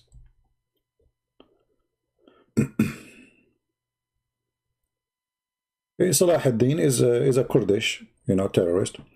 He killed Muslims, he killed the Christians, and yeah, he enslaved the Christians. But you know, the Muslims, when they kill Muslims, they kill you for you are leaving Islam, not because you are a Muslim.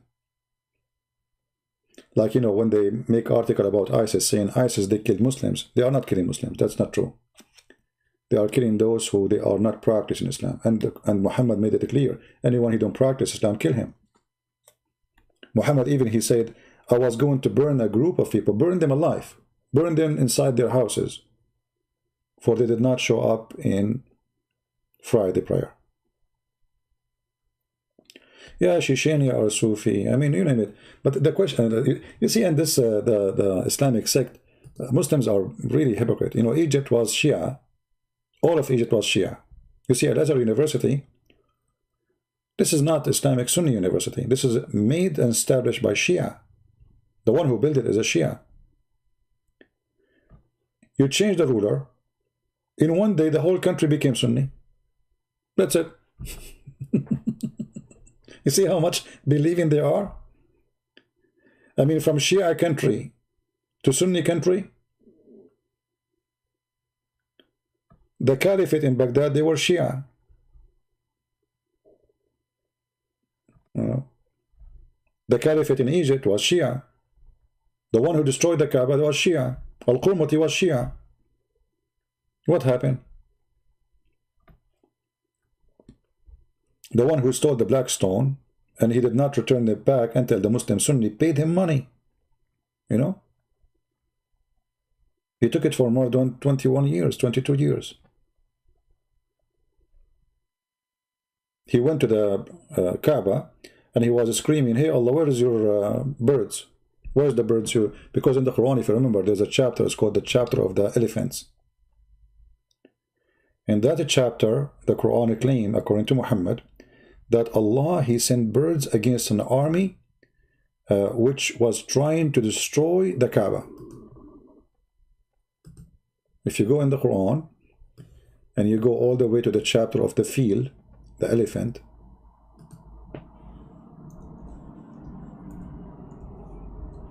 so this guy, he went to the Kaaba and he exposed Muhammad in his lies, and he's a Shia. His name is Al-Qurmuti. He destroyed the Kaaba. He stand in the top of the stones of the Kaaba, and he was screaming to Allah, says, hey Allah, where is your elephants? Where is the elephants? Huh? That's why even Muslim books, they say at that time, the major number of Muslims, they left Islam after they saw what happened. And this guy, he did it on purpose. He did destroy the Kaaba to show them that Muhammad is a fraud, Islam is a lie.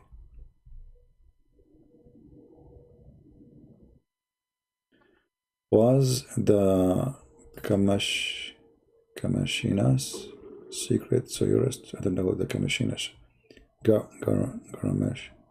Maybe you can say it to me in Arabic so I can understand what you are saying, my friend. Anyway, this guy, he got Allah busted, big deal. You know, he destroyed the Kaaba.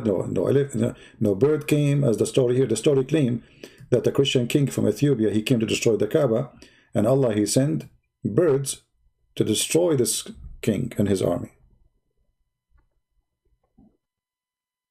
Right?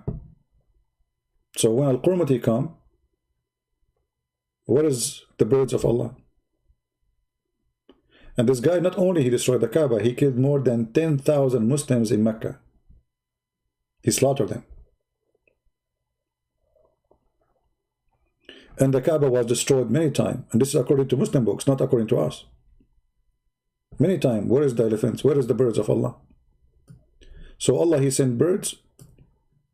He sent a swarm of flying creatures.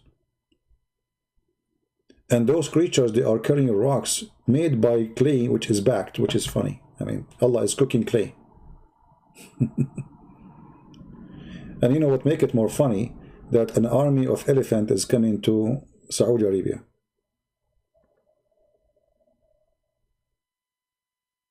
Oh, you mean the Qaramita, the Qaramita. Oh, okay, your English is making it yeah, Al-Qaramita. Yeah, they even established their own state. But anyway, so all the story is fiction. You cannot take an elephant to the desert of Saudi Arabia because it's impossible. Elephant, he need at least 600 liters of water a day. He need to spray himself. He need to cool himself. He cannot walk in the heat for long. Elephant, they don't sweat. They are not the same as the camel. The camel, actually, I mean, the camel, they have their system. But elephant, they cannot survive in a desert unless there is water. They can jump inside the water during daytime, or at least go under the trees. An elephant in the desert, it's impossible. His skin will be ripped off from the heat. Literally. His skin will, you know, the reason elephant, they spray water on them, you see them in the zoo. Or if you watch like a live camera in Africa, there's an page on YouTube, it's called Africam, I think. Most of the time I put it in my screen because it's have really wild animals. They come giraffe and birds, very big. The sound of the birds is nice. So you will see that the elephants, they have to spray themselves always in the daytime. For their system doesn't work. They don't have a cooling system.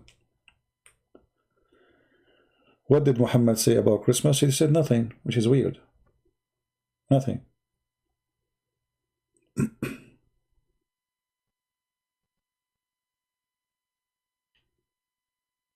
Yeah, well, this is a legend. It exists before Muhammad, and Muhammad, as usual, he copied legends. You know, the biggest chapter of legends, if you want to read about legends, where Muhammad, he get himself busted badly, if you go to chapter 18 in the Quran, that is the best. And then you can go to chapter 27, the chapter of the ant, which is very funny too. But this chapter, I believe, if you want to convince anyone that Muhammad is nothing but a fraud, let him read that chapter and read the interpretation.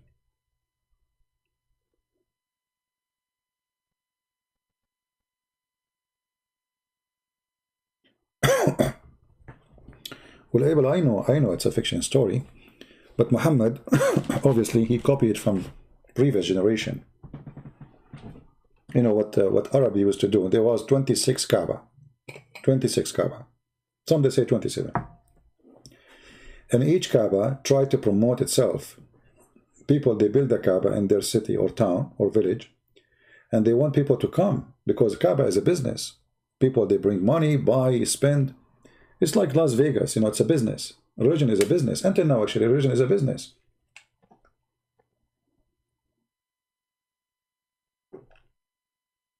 There's many, they practice religion as a business, even from those who call themselves Christians. You will see a priest, he will not go to the funeral unless you pay him. Well, the guy is dead, he will not even pray on you. You have to pay him first. He's doing business like Muhammad. So, religion was a great business before. Religion is a great business today. If you see the videos made by the Korean boys in Korean YouTube, like the last one he made, he called himself Rashid, he converted to Islam, and then he got bored, he have enough money, he want to stop. So he told them, well, I did it because everybody do it, to make money. You say you convert to Islam, Muslims, they subscribe by tens of thousands. If you make videos in YouTube, nobody will subscribe. You will stay slow, it will take you maybe forever, until you get attention. But you say convert to Islam and you will see how fast your channel will grow. Just to want to make money. So, and Muhammad is no different. Muhammad, he was doing his own YouTube at that time. This is YouTube, like the Quran. Muhammad, he collect fictions, and this is why people, they were laughing at him. Muhammad was really stupid, actually. Even Arab, they make fun of him. If you read the chapter 18 as an example,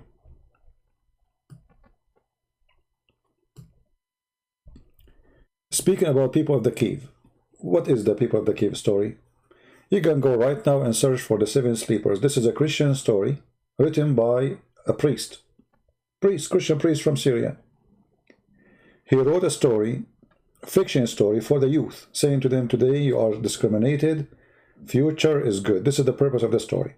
That a king, he chased youth, Christian youth, and God, he sent an angel. He opened his arms in the front of the cave. He blinded the soldiers from seeing the cave, and then he protected. And then they slept for 300 years. And after 300 years, they come up, and the king is gone. The war is changed. Everybody became Christian. It's a fiction story. Muhammad, he took it, he put it in the Quran.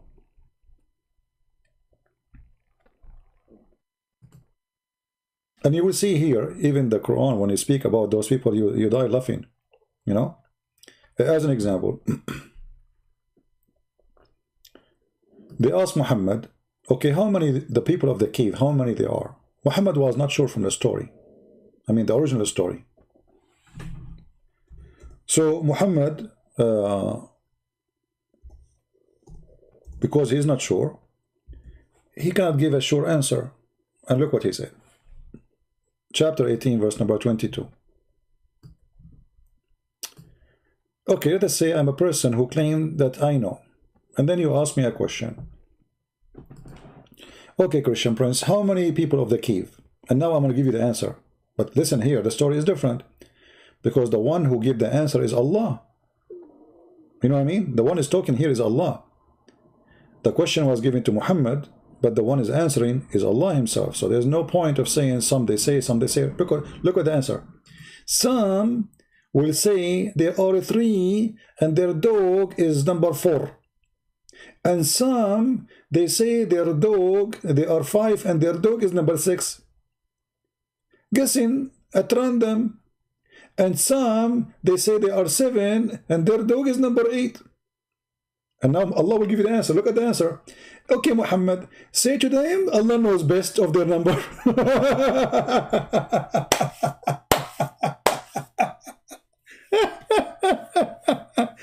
Say to them, okay, Muhammad, Habibi, Muhammad, say to them that only Allah knows their number. And look how stupid it is. Not only that, he says, and none knows their number save a few. Look, what is the number? You just said none knows their number. Allah knows best, and none knows save a few. Are you from the few? I mean, have you ever heard of hilarious teacher? You go to his classroom, you ask him, okay, Allah, how many those are in the cave? And then he starts saying, some, they say there are 3, and their dog, and so, by the way, how in the world, in which language, you say their dog is number 4? Rabi'ahum. Even in English, you cannot say that, because he's a dog, supposedly. He's a dog. You do not add dog to the numbers. I mean, have you ever heard of saying, I saw 3 men and the 4th their dog? That doesn't work, because he's not a man. You say 3 men and 1 dog. And not number 4 is the, you know, the dog Jerry. So he doesn't know the number, and he's afraid to say the number, so they will get him busted, because this is the purpose of the question. How many they are? They want to see how much he knew. And because you do not know, so he have to give them all the options, and Allah knows best. And only few, brother, they knew the answer. Okay, what is the answer? Look, none knows theirs, them save a few.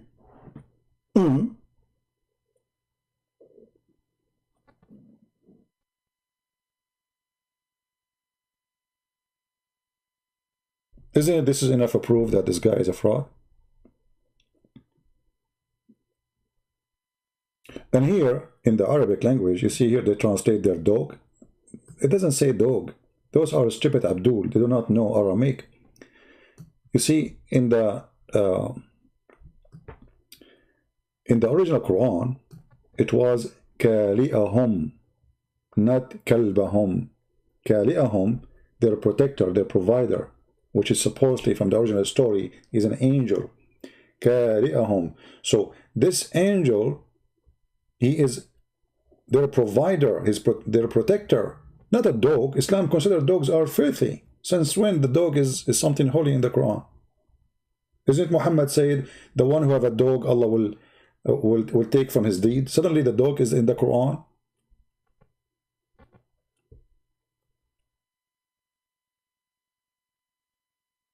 But because they could not understand what the word here mean, so they have a mistake in reading it, so they made it kalbahum, which is very close to kaliyahum.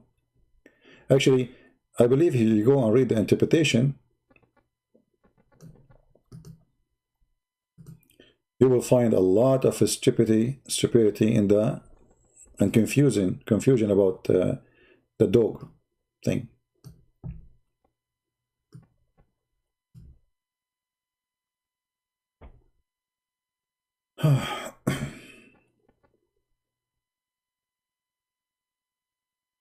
Let us see.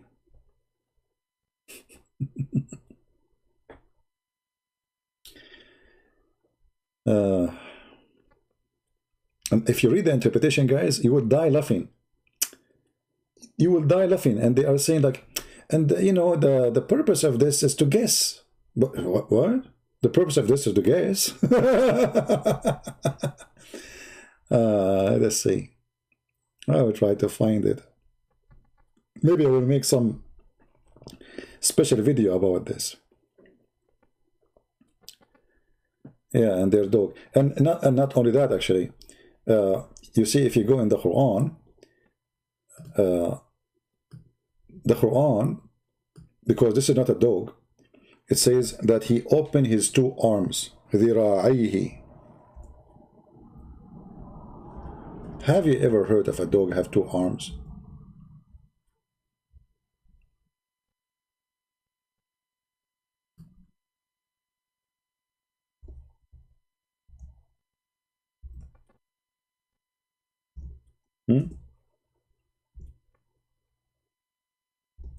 Any Muslim can tell us where, since when the dog have two arms? How many arms the dogs have?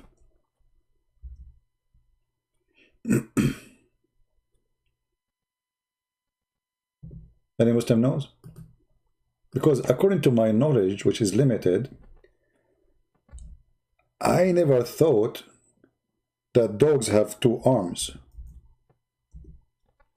At least not in Arabic language. He have legs. Any Muslim?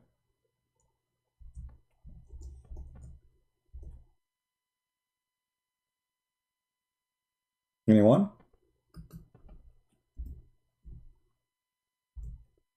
How the dog he opened his two arms?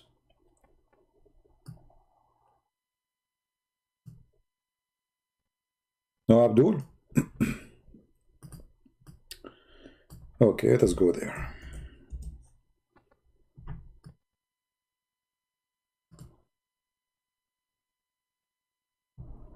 Look at this. Because they understood the word angel wrong. The angel is an angel, not a dog, you idiot.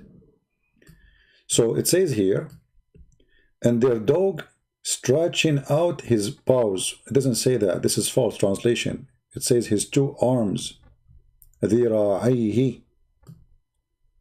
باسط ذراعيه. So if you change the translation, this is Yusuf Ali, or this is Biktar. Let us see Hilali and Khan as an example.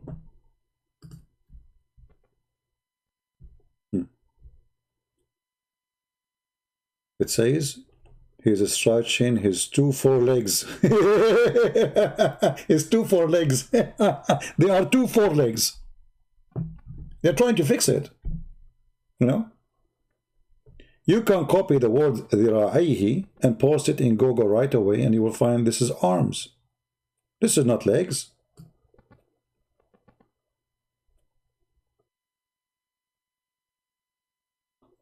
But because they are stupid, they could not understand the Quran language, which is obviously taken from the Aramaic.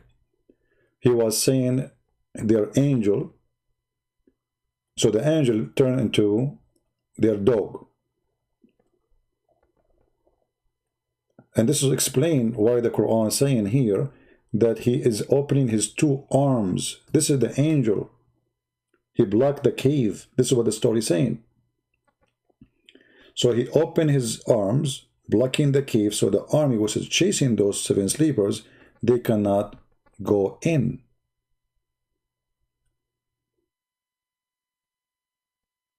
Non-Muslim who could not pay jizya, usually they kill them. But in some places, when the king, let us say, he need money, he accepts jizya even from non-Muslims, depending on what they want. But if you are not, if you know, I mean, I thought maybe you are saying non-Christians. Jizya first is something for the Christian and the Jews only. But in some places, Muslims accepted non-Muslims who they are not Christian, neither Jews, to pay jizya because they need money.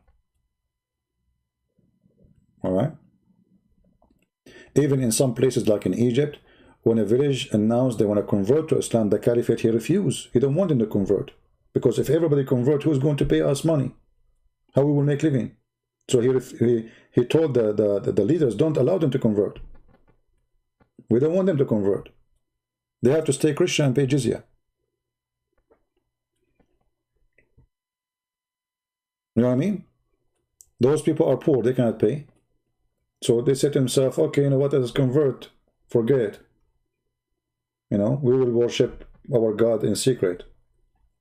So he knew that they are trying to get rid of the jizya, so he refused. He want money. There's tons of hadith about jizya.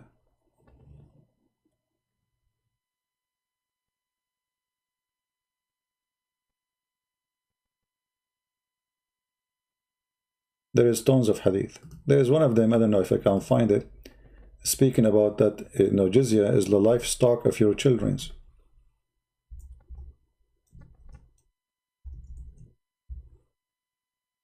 Maybe I will try to find it.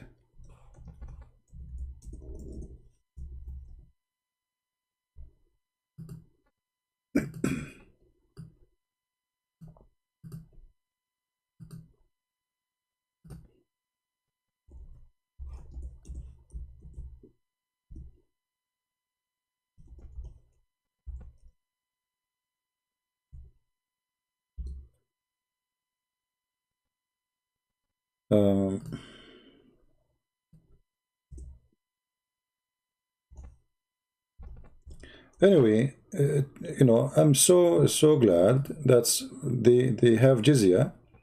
Otherwise, all the Christian in the Middle East, either they are dead or they will convert.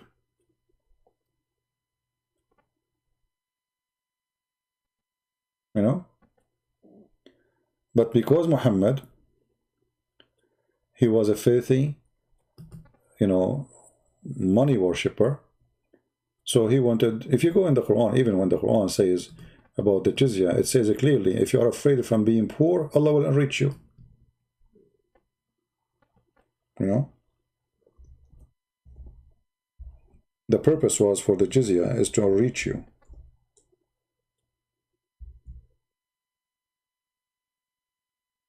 If you go to chapter 9,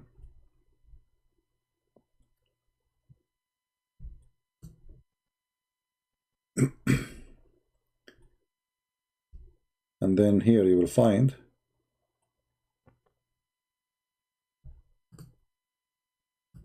read it. So he said, if you, and after this here, if you fear a poverty, Allah will enrich you from his bounty. The verse after it right away says, go and kill them and make them pay jizya. So the jizya was a way to make living for the Muslims. They are terrorists who have no business to do. They don't know how to make money. Or even they are outlaw criminals. And okay, now we took over. What we would do next? We killed all the Jews, and the Christians run away. So what we will do? Oh, we chase them. We go after them. Don't worry, you will make money. So because Muhammad, he loved money, I am still now Christian. That's the truth. And the one who keep paying the money to survive is the true believers. The one who is weak, he converted. Because not everybody will stay, he accept all this discrimination, all this humiliation, all this garbage on you. There's a video, I will try to find it. A Muslim sheikh, he's telling the Muslims, making fun of the Christians. He says, imagine in the time of the Caliphate, a Christian, he cannot even ride a donkey facing the street. He have to face the ass of the bottom of the donkey, which means you turn your back to the head of the donkey. So your son will ask you, hey dad, why you are not facing the street normally and you are facing the bum of the donkey? You say, Christian, we are Christian. You know, son, we are Christian. We cannot ride the donkey like everybody. He's proud about it. This is how Muslims, they were able to transform nations from their belief into Islam. Either you pay, or you die, or you convert.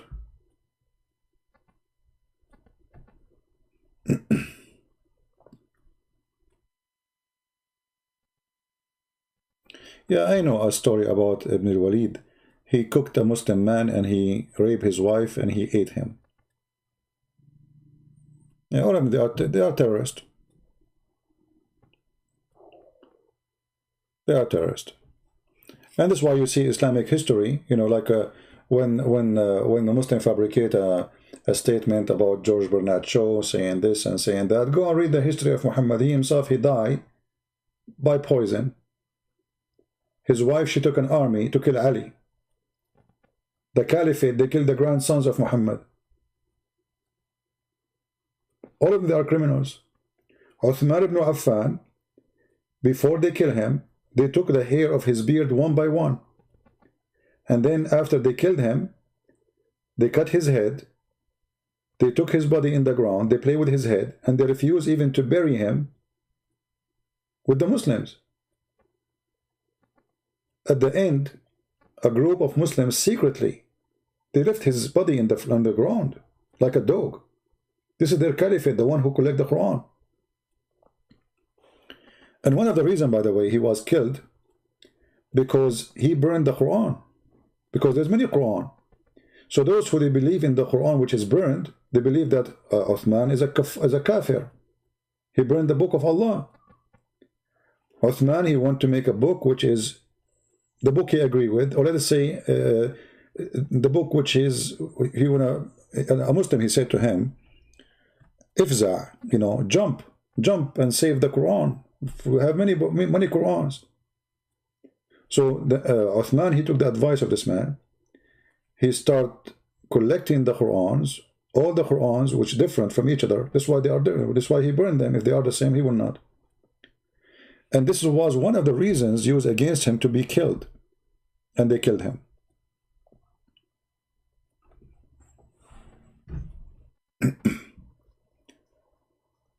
Any other question?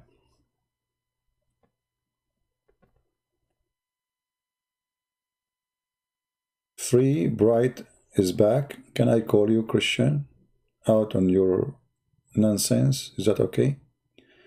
My friend, you are a Muslim, Mr. Free? Mr. Free, are you a Muslim? Are you a Muslim and saying to me I'm not talking sense? Is that what you are saying?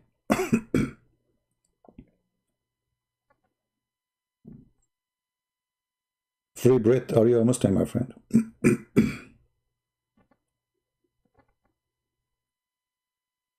So why you want to call me? To tell me what exactly? If you aren't a Muslim, what you want to tell me exactly?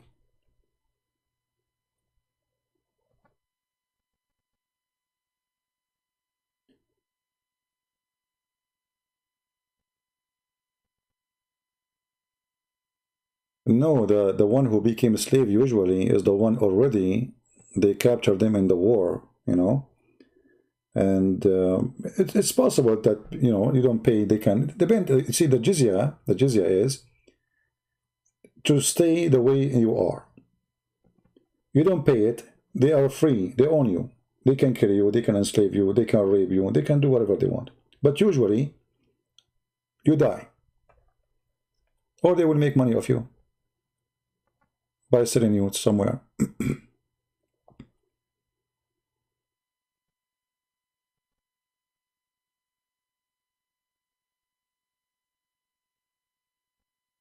Why you are called pagan? Like nobody knows you and suddenly you are called pagan? Free Barrett is back? What you said? You said nothing and they start saying to you, you are pagan? That's it? Can you show me what you said? So we can see why they said to you, you are pagan?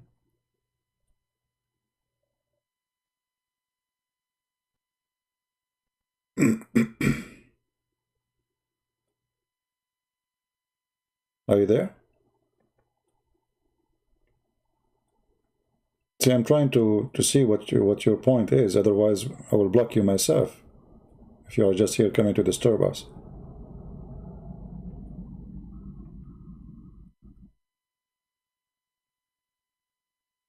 You got no idea? Oh, okay, well, here we go. As long as you got no idea, that means you are just seeking attention. Take care. Next time, come here, come with your parents.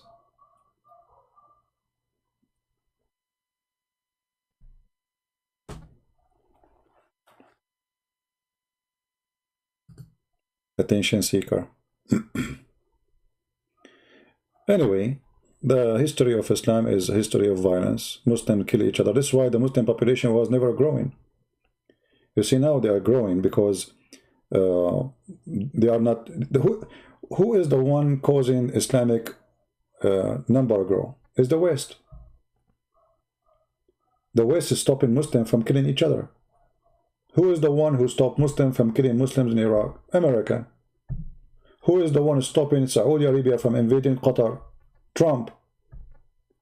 Who is the one stopping Iran from invading Saudi Arabia? The stupid American. This is reality. Before those stupid Western governments come to exist, Muslims, they never stop attacking each other. Never. Actually, they attack each other more than attack Christians. That's why their population is dead.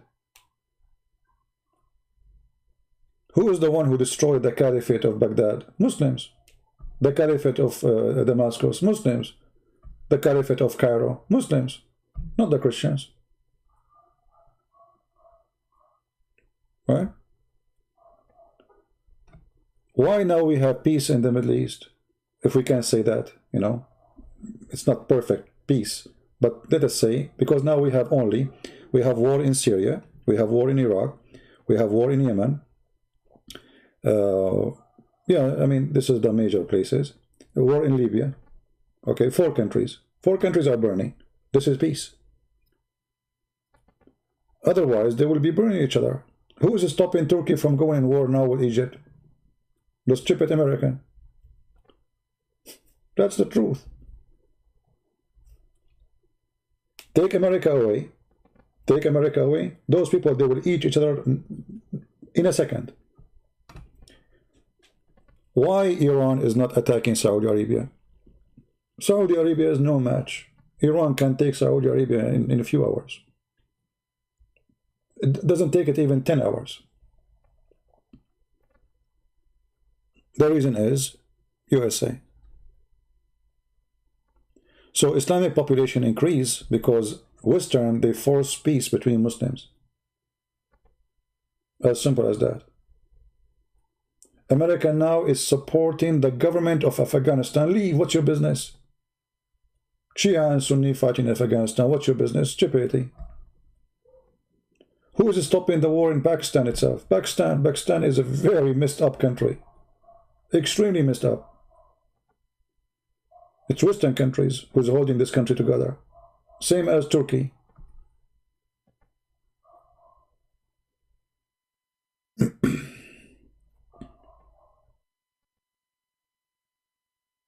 Uh,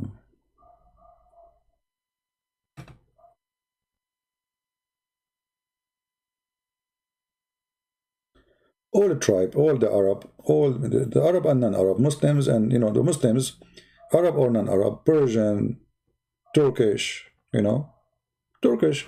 The Turkish, they slaughter tens of thousands of Arab, tens of thousands. They enslave their daughters. They kidnap the young boys to take them as servants, and they kidnap even the men to take them to fight in the army of the Sultan. And the second the Turkish, they take your son, you never see him again. That's it. The Sultan, he want to build a palace. What they do? They come to the city. They force anyone who work in as a builder, they have skills, they take him. That's it.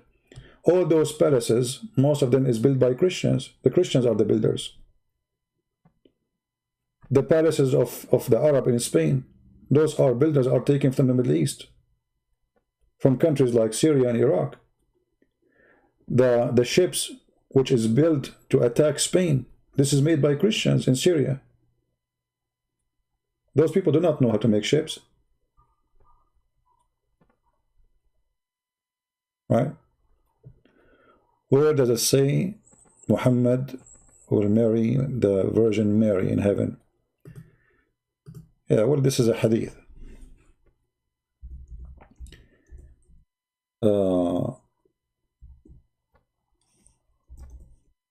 Let me see, find it for you.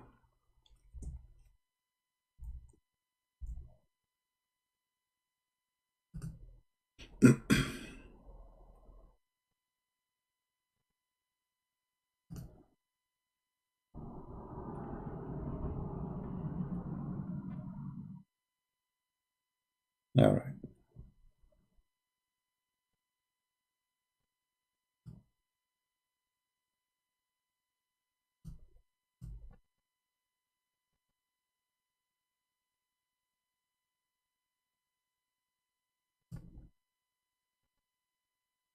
I will post for you the link. You can use Google Translation, or I can use Google Translation.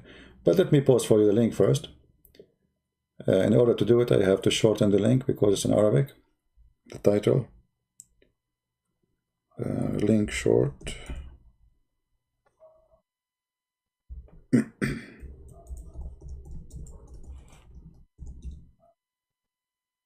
All right.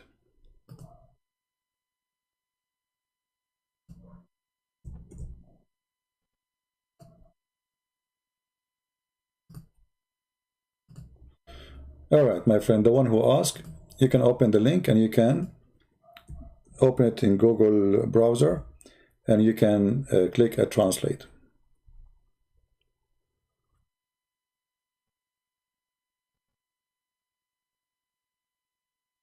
American president, past, present, had deals in many areas, okay, from Arab sheikhs under the table. We know that, what a big deal. I mean, you don't blame them. They use the Arab to make money from them. All right. Anyway, the one who asked me, I gave you the link. You can open the link, and then you can use Google Translation. To translate. Now here, this is the book Majma' al-Zawaid al-Haythami, volume number 9, page number 218. This is one of the reference, you know. And it says here, when Muhammad, he was dying, when Khadija, she was dying,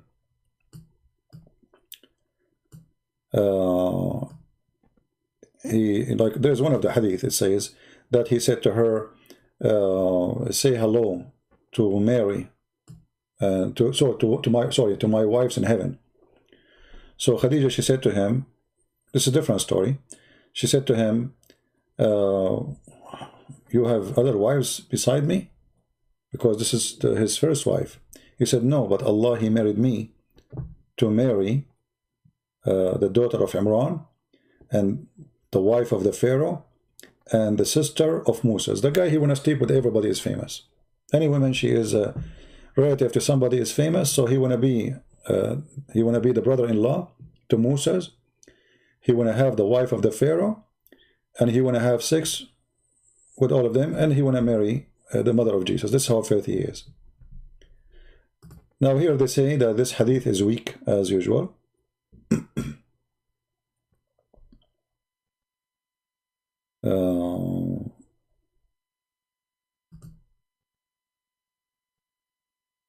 Let us see.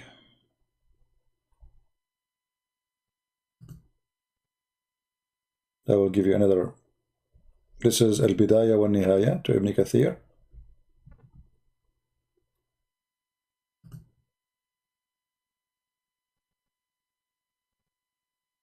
Let me give you the link. And you can use Google Translation too. All right. Where where Muhammad he got the information? There's Bibles which is not approved by the Christians. This is where the story is coming from. There's fiction Bible written way after, long time after Christ. Those Bibles are saying, if we can call them Bibles, saying those stories. Muhammad he got them from there. They call them the infinity. Infinity, and maybe I'm saying the word wrong. I posted the link. You did not see the link? What do you mean you didn't see the link? I posted the link. Let me post again.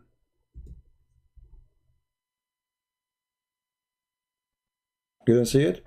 Well, I posted. Here we go. I'm going to show it to you on the screen. I posted it twice. Here we go. You are saying no link, and I posted the link. And I posted again. Here we go. So how there's no link? What, YouTube will not allow links to go? I'm posting. Here we go. I will post it again in front of your eyes. See it? There is something wrong with the YouTube, then they are not allowing link. Very weird. Well, I can post it under the info of the video, what I can do. Here we go. I will post it there. You can click at the video info and you will find the link. Anyway, it's in the info now. Click at the info, you will see it. And this is the book of Ibn Kathir, Al-Bidayah wa Nihaya. And it says,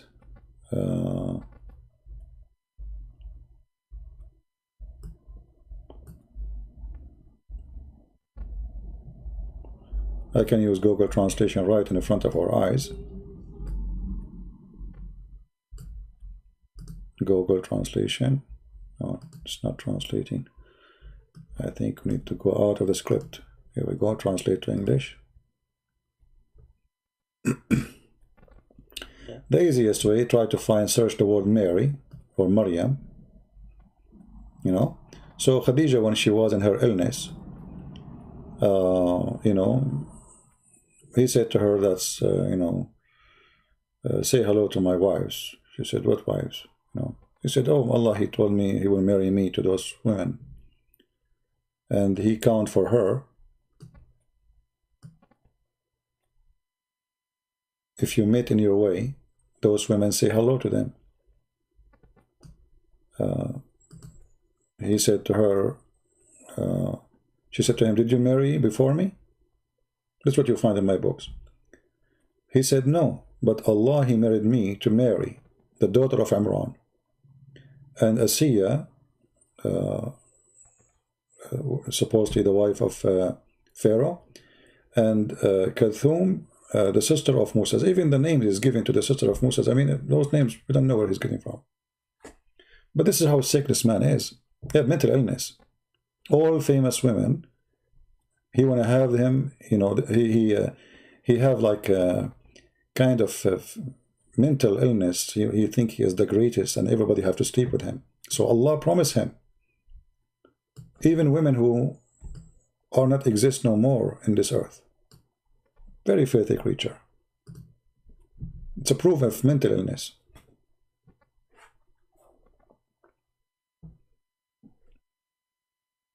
Anyway, anything else?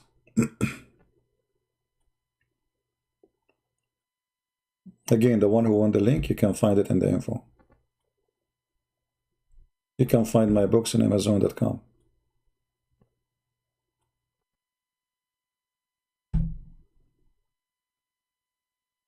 Yeah. Anyway, guys, I think we have enough for today. You see, we try to share with you as much information we can, but you know, we try to focus on one topic. So when they say to you, this great man said this about Muhammad and this great man says that about Muhammad, first, it's not true. Secondly, even if it's true, it's a lie. Because obviously Muhammad, there's nothing great about him. He's great as a criminal, you know.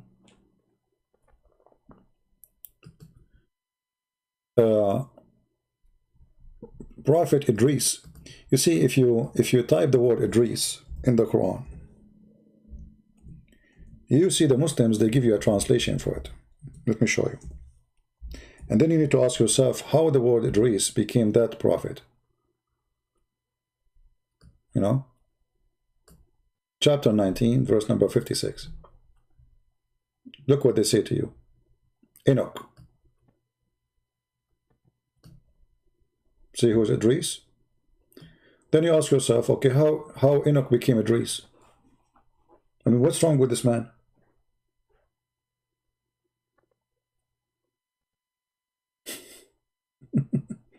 You know what I mean? Is even like, did they even share any letter together, the two names? Do they share anything? They don't even share one letter together. So how Idris became Enoch? You tell me. However, I believe that Muhammad, he copied from a book, it's called the Book of Enoch, but not the one is mentioned in the Bible. There's a book, is a fiction, there's a false book, it's called the Book of Enoch. Let me see if I can find it. Give me a second. And from that book, Muhammad, he got the stories about the warehouse of Allah. You know, Allah have a warehouse where he stores snow, he store material, you know. Let's see. Enoch.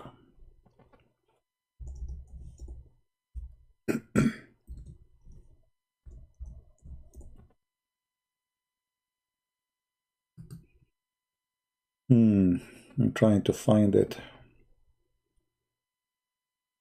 Actually, I was, you know, I was writing about it in a book I started. It's called The Roots of the Quran. You know, I started writing this book in 2018. Until now, I did not finish it. Here we go. Book of Enoch. So you have here, let me show you. See how slow writing books is not easy. You know, people think like, okay, you sit and just that's it. You know, you finish writing a book so easy. Because, you know, the information is too much complicated and you have to be very careful. See, this is from 2018, those files. I'm working on them. And here you will find the Book of Enoch. You know, the Book of Enoch. I will open it, let us see. But that will make me stay for another 2 hours, man. Come on, have mercy on me.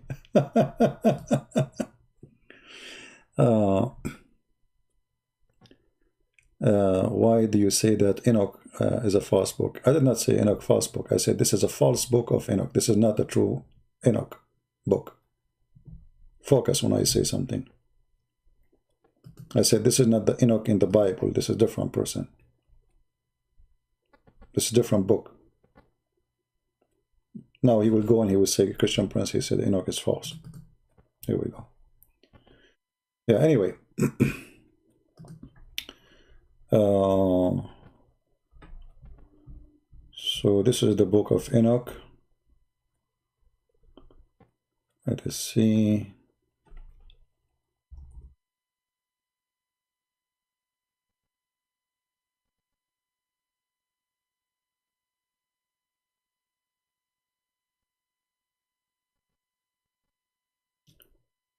Anyway, you can download it and you can read and you can compare, and you will see how Muhammad, he copied tons of stories.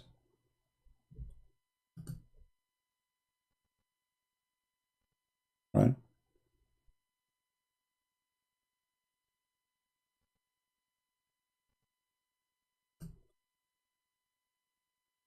Maybe I can sometime next year I take some break from going live and concentrate more in writing again.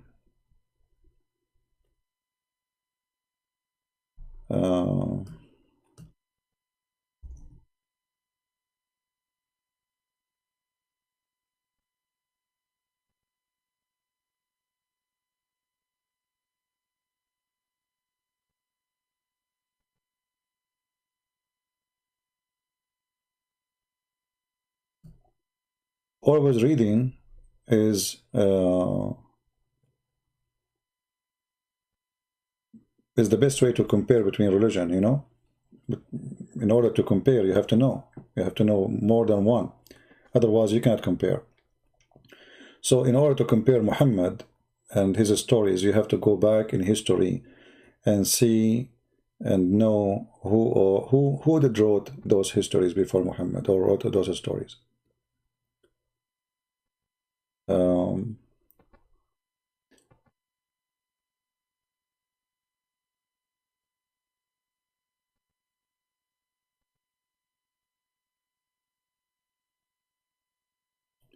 Yeah, you see here, like here, you see some ideas. You get some ideas. Like this is this chapter here.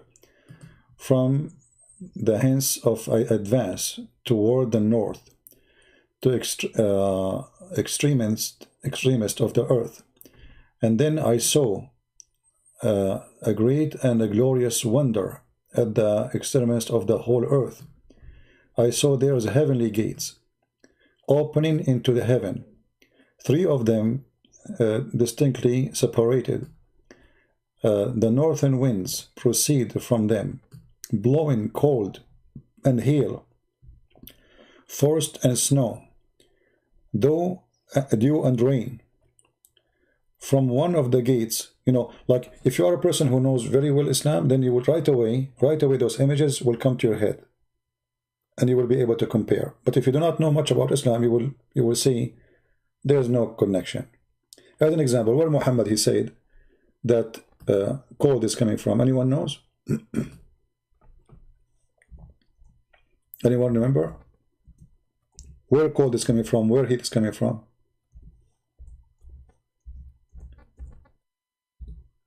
Cold is coming from heaven. Allah,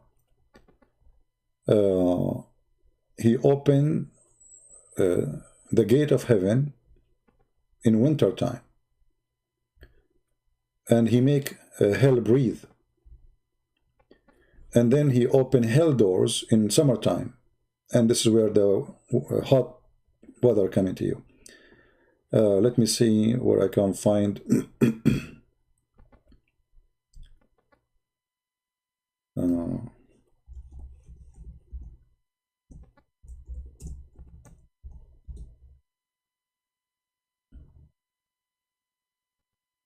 I'm trying to find the hadith.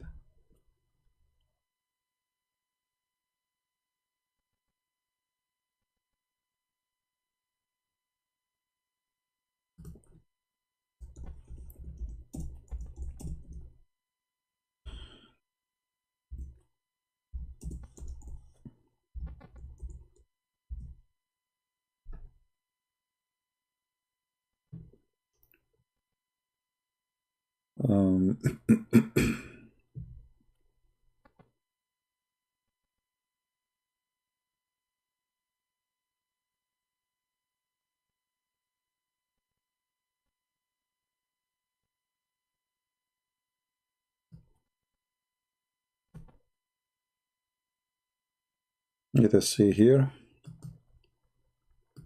And then after you read it, you will see the connection between what we are showing you on the screen and what Muhammad is saying.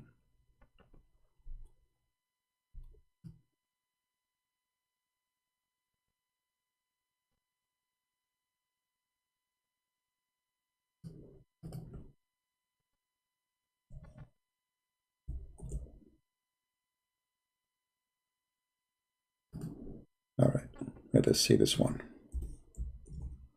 See, always the problem is to find something in English. All right, here we go. Read with me here.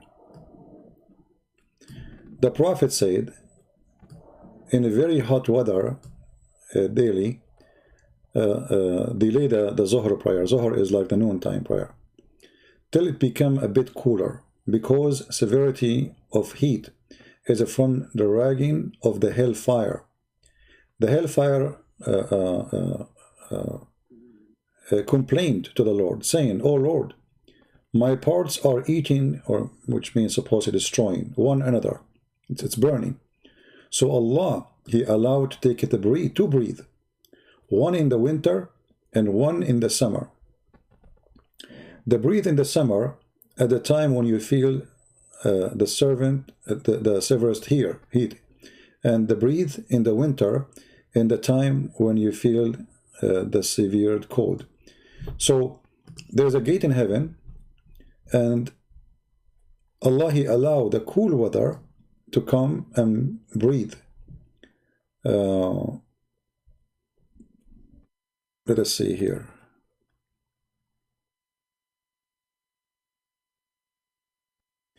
Actually, I'm trying to look for different hadith, not exactly this one. But anyway, this one will do the job temporarily until we find the other one. Let me see. So always Muhammad, he copied his stories from somewhere.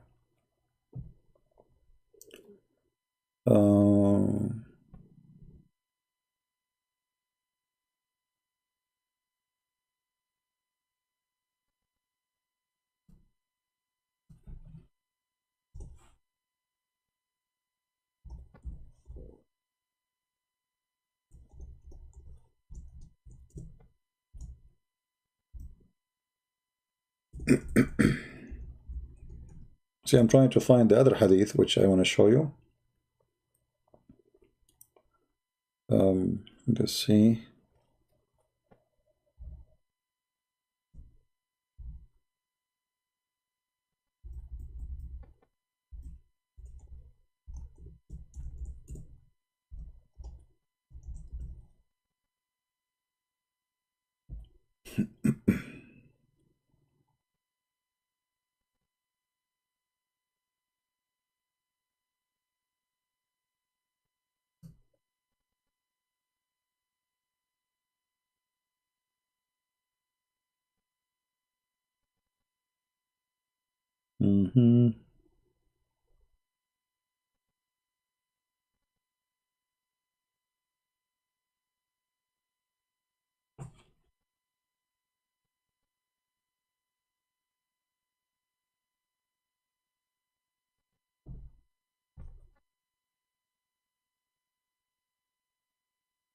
I have many references here in front of me, but I cannot find anything in English.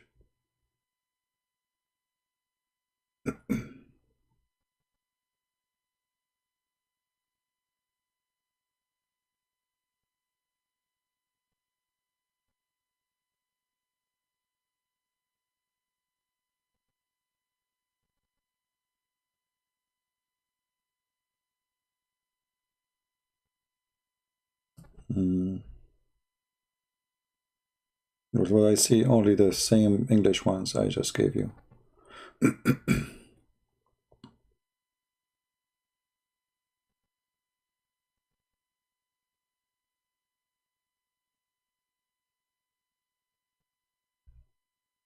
Yeah, I cannot find anything except this.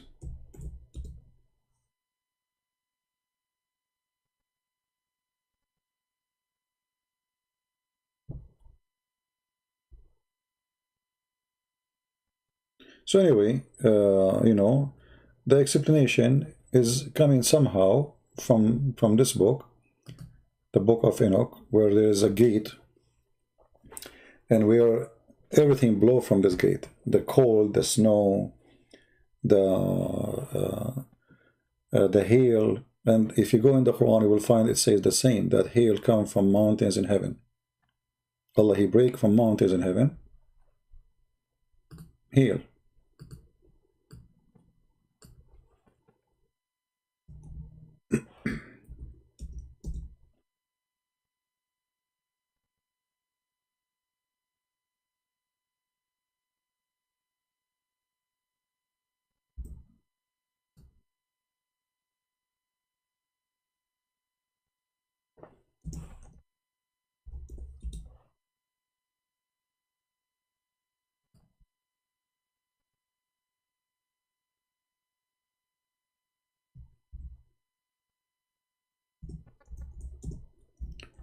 Let us see.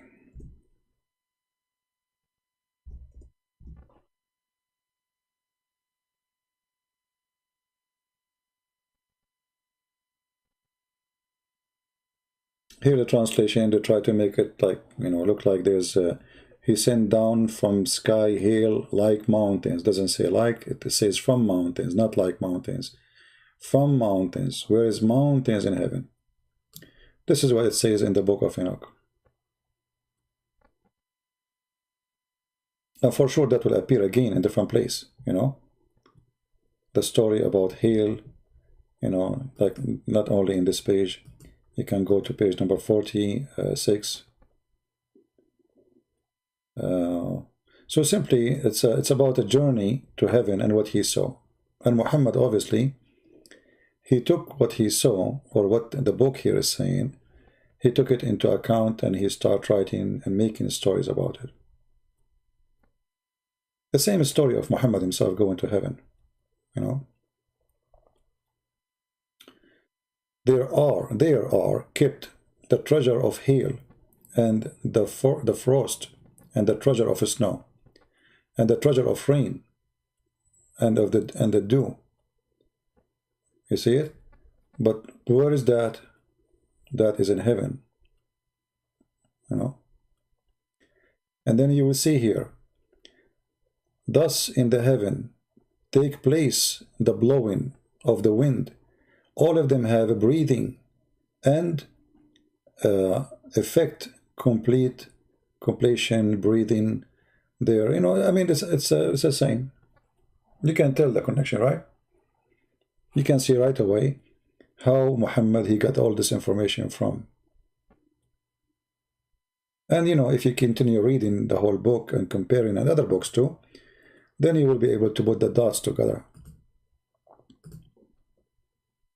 On the screen? I'm sorry, my fault. Oh boy. I apologize. Okay, hold on.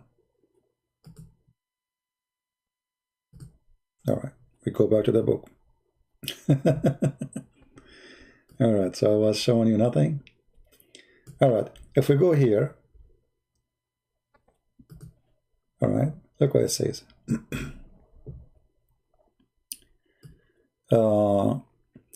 Thus in the heaven take place the blowing of the winds.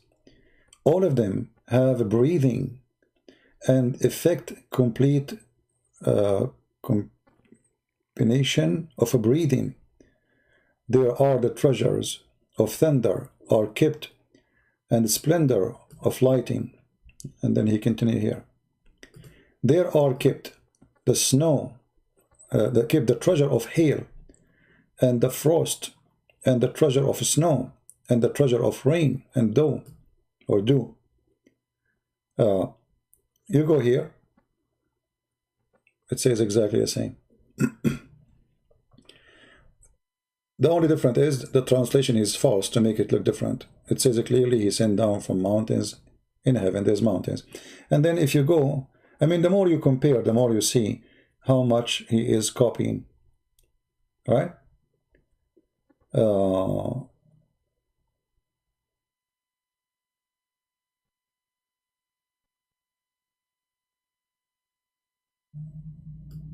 Look here what it says.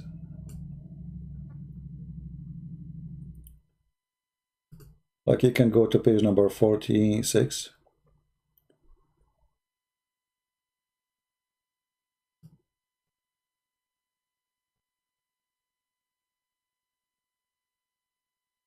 You see what you know what he saw in the journey to heaven. So this is always in a journey into the heaven. And then you go here, you will find the same.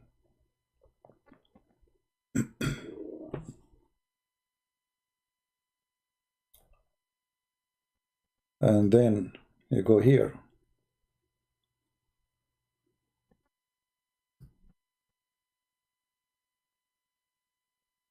And then you go here.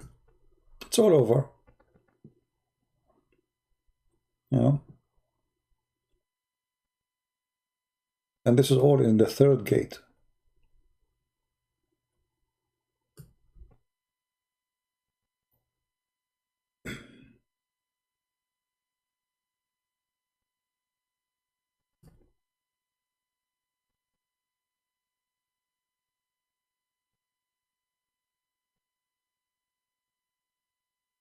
It's interesting, right, to read those books. I mean, because here you can see a lot of connection and where those stories are coming from and how Muhammad, he believed in them, obviously.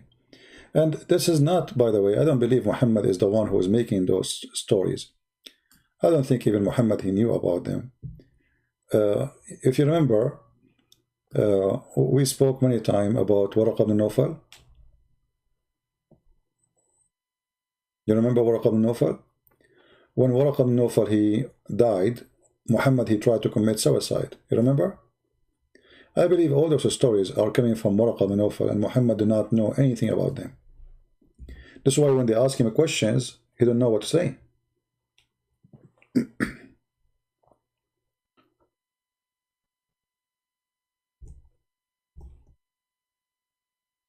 You know what I mean?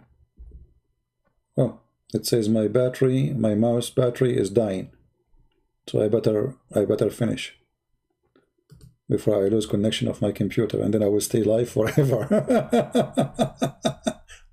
My battery connection is dying. I get message now from my in the screen. So I better go, guys. Sorry. Mouse battery very low. I apologize. All right. We will continue tomorrow. All right. I apologize.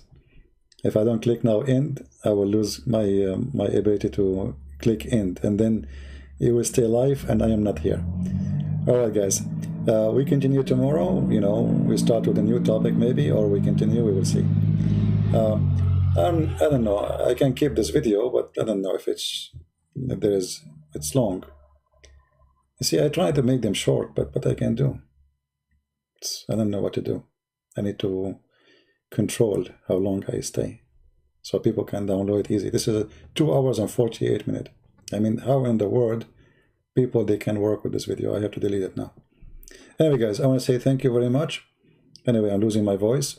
It's getting cold here, and my heater is off to avoid the noise. Thank you, and I hope tomorrow the Lord will give us a chance to talk to you again, and we will be able to teach you more. Thank you very much. May the Lord bless you, and see you soon again. Take care. Bye-bye.